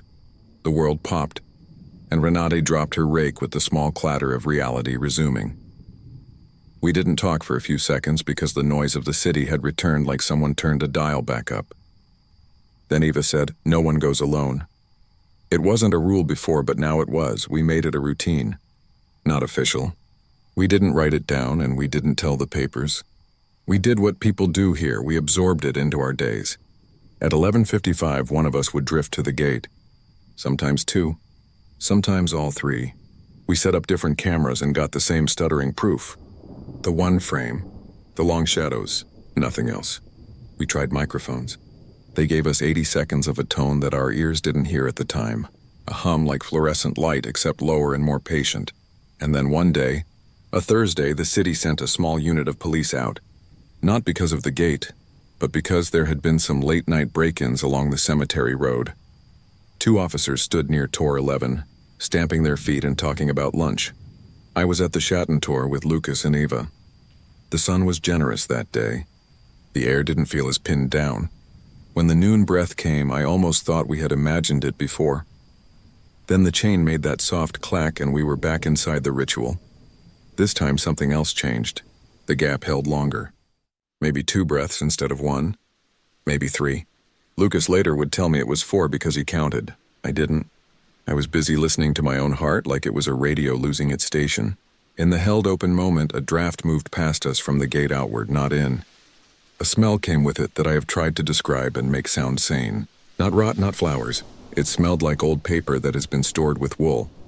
It smelled like a wardrobe door opening in a house that has waited too long for laughter. And it made me think of my grandmother's kitchen for no reason at all. "Do you want something?" Lucas asked very gently, as if he were speaking to a skittish dog. It's not the kind of question you plan to ask a gate. But it made sense in the frame of that moment because whatever was on the other side seemed close enough to want. I felt the crowd-likeness focus a little as if a decision were setting like glue. I took a step back and my heel bumped a stone. Eva reached for Lucas's jacket and didn't grab it. She just needed to know where he was in space. The chain twitched. The opening narrowed. And in that last blink of in-between, I thought I saw— No, I know I saw— someone lift their hand on the other side. Not a wave. Not a threat. A small, ordinary gesture like you make when a bus driver closes the doors and you're a step away from making it on. I don't like that I'm writing this part, but it belongs here. 2 days later, Lucas didn't answer my call. He doesn't always. He has a cousin with a baby and will drop everything to go fix a Wi-Fi problem if you feed him pancakes. But by evening, he hadn't sent a single meme, and that's like him not breathing. I went by his place. His neighbor, a nurse who always has either night shift face or day shift face, said she had seen him leave around 11. He had a thermos. He looked like someone who had already bought a ticket in his head. I sprinted to the tram like a person in a cheap film and got off at the cemetery stop with my lungs full of winter. The Schattentor was exactly where it always is, in shadow, pretending it is just a piece of iron. Ava was already there, breath fogging. She had the tight mouth she wears when she's scared. He texted me, she said. He said, I want to try asking differently than nothing. We waited. Noon came. The string plucked, and my fear felt as obvious and simple as cold water down my back. The gate parted. The world leaned. Ava whispered, Lucas. It was a prayer and a warning both. Nothing happened. Or rather, exactly what always happened, and that was the worst part. The gap opened the size of his hand. It showed the thin world on the other side, the long shadows, the edge of a coat hem. It closed. The chain settled with its little clack, and our phones made that hum. We checked the footage with fingers that didn't seem to belong to us. One frame. The gate open. On the extreme left, a shape that could have been, if you know him well enough to know his shoulders. The suggestion of Lucas turned almost sideways as if he were trying to look back while stepping onto a bus. Could have been. Could have been anything. We told Leitner. He called the police. They took statements and were kind because, cemeteries can stick to people was how one of them phrased it. As if grief were static electricity. They made us feel like we were being dramatic but not in a mean way. They canvassed and found nothing. The camera at the driving school lot offered its single glitch frame and no more. Lucas's apartment was orderly in the way it gets when he's planning something. Coffee mug in the sink, phone charger missing because it's in his bag, small note on the table with nothing important on it, don't forget keys. That later feels like a message. His backpack wasn't there. Days went stringy. Renat raked in her quiet orbit. Tourists came and took photos of snow-dusting famous names. Ava worked and did not bring me strudel. Leitner rotated the shifts so no one had the gate alone. I wrote the logbook entries as if correct labels could tether the world. At night, I would hear the hallway bulb wake and sleep and wake again. Jeremiah knocked once to say, now it is not a disco. Now it is a heartbeat. I replaced it anyway. A week later, I broke a promise to myself. I went to the gate at noon alone. It felt wrong, but everything felt wrong by then. People will ask why. People always ask why as if reasons behave. The only answer is that silence builds pressure. And the valve on the day I went happened to be me walking there with my collar up and my hands cold, and that smell of old paper caught in my throat. I stood close this time. Closer than Eva would have allowed. I could see my reflection faintly in the iron, warped, dimpled by the flaws in the metal, my face sliced by the bars into a person I wouldn't recognize in a crowd. The clock on my phone read 11:59, 56, 57, 58. There was a bird somewhere making the sound they make when they have found something good in a hedge. The tram squeaked in the way the 71 has squeaked since before I moved here. The air plucked. The light tipped. The gate parted, and the space on the other side did the thing that keeps me from sleeping properly. It looked inevitable. It looked like a place a step wants to be. I said, I want to give something back. My voice didn't sound like me. It sounded like the recorded version of a stranger in a museum audio guide. I don't know why I said it.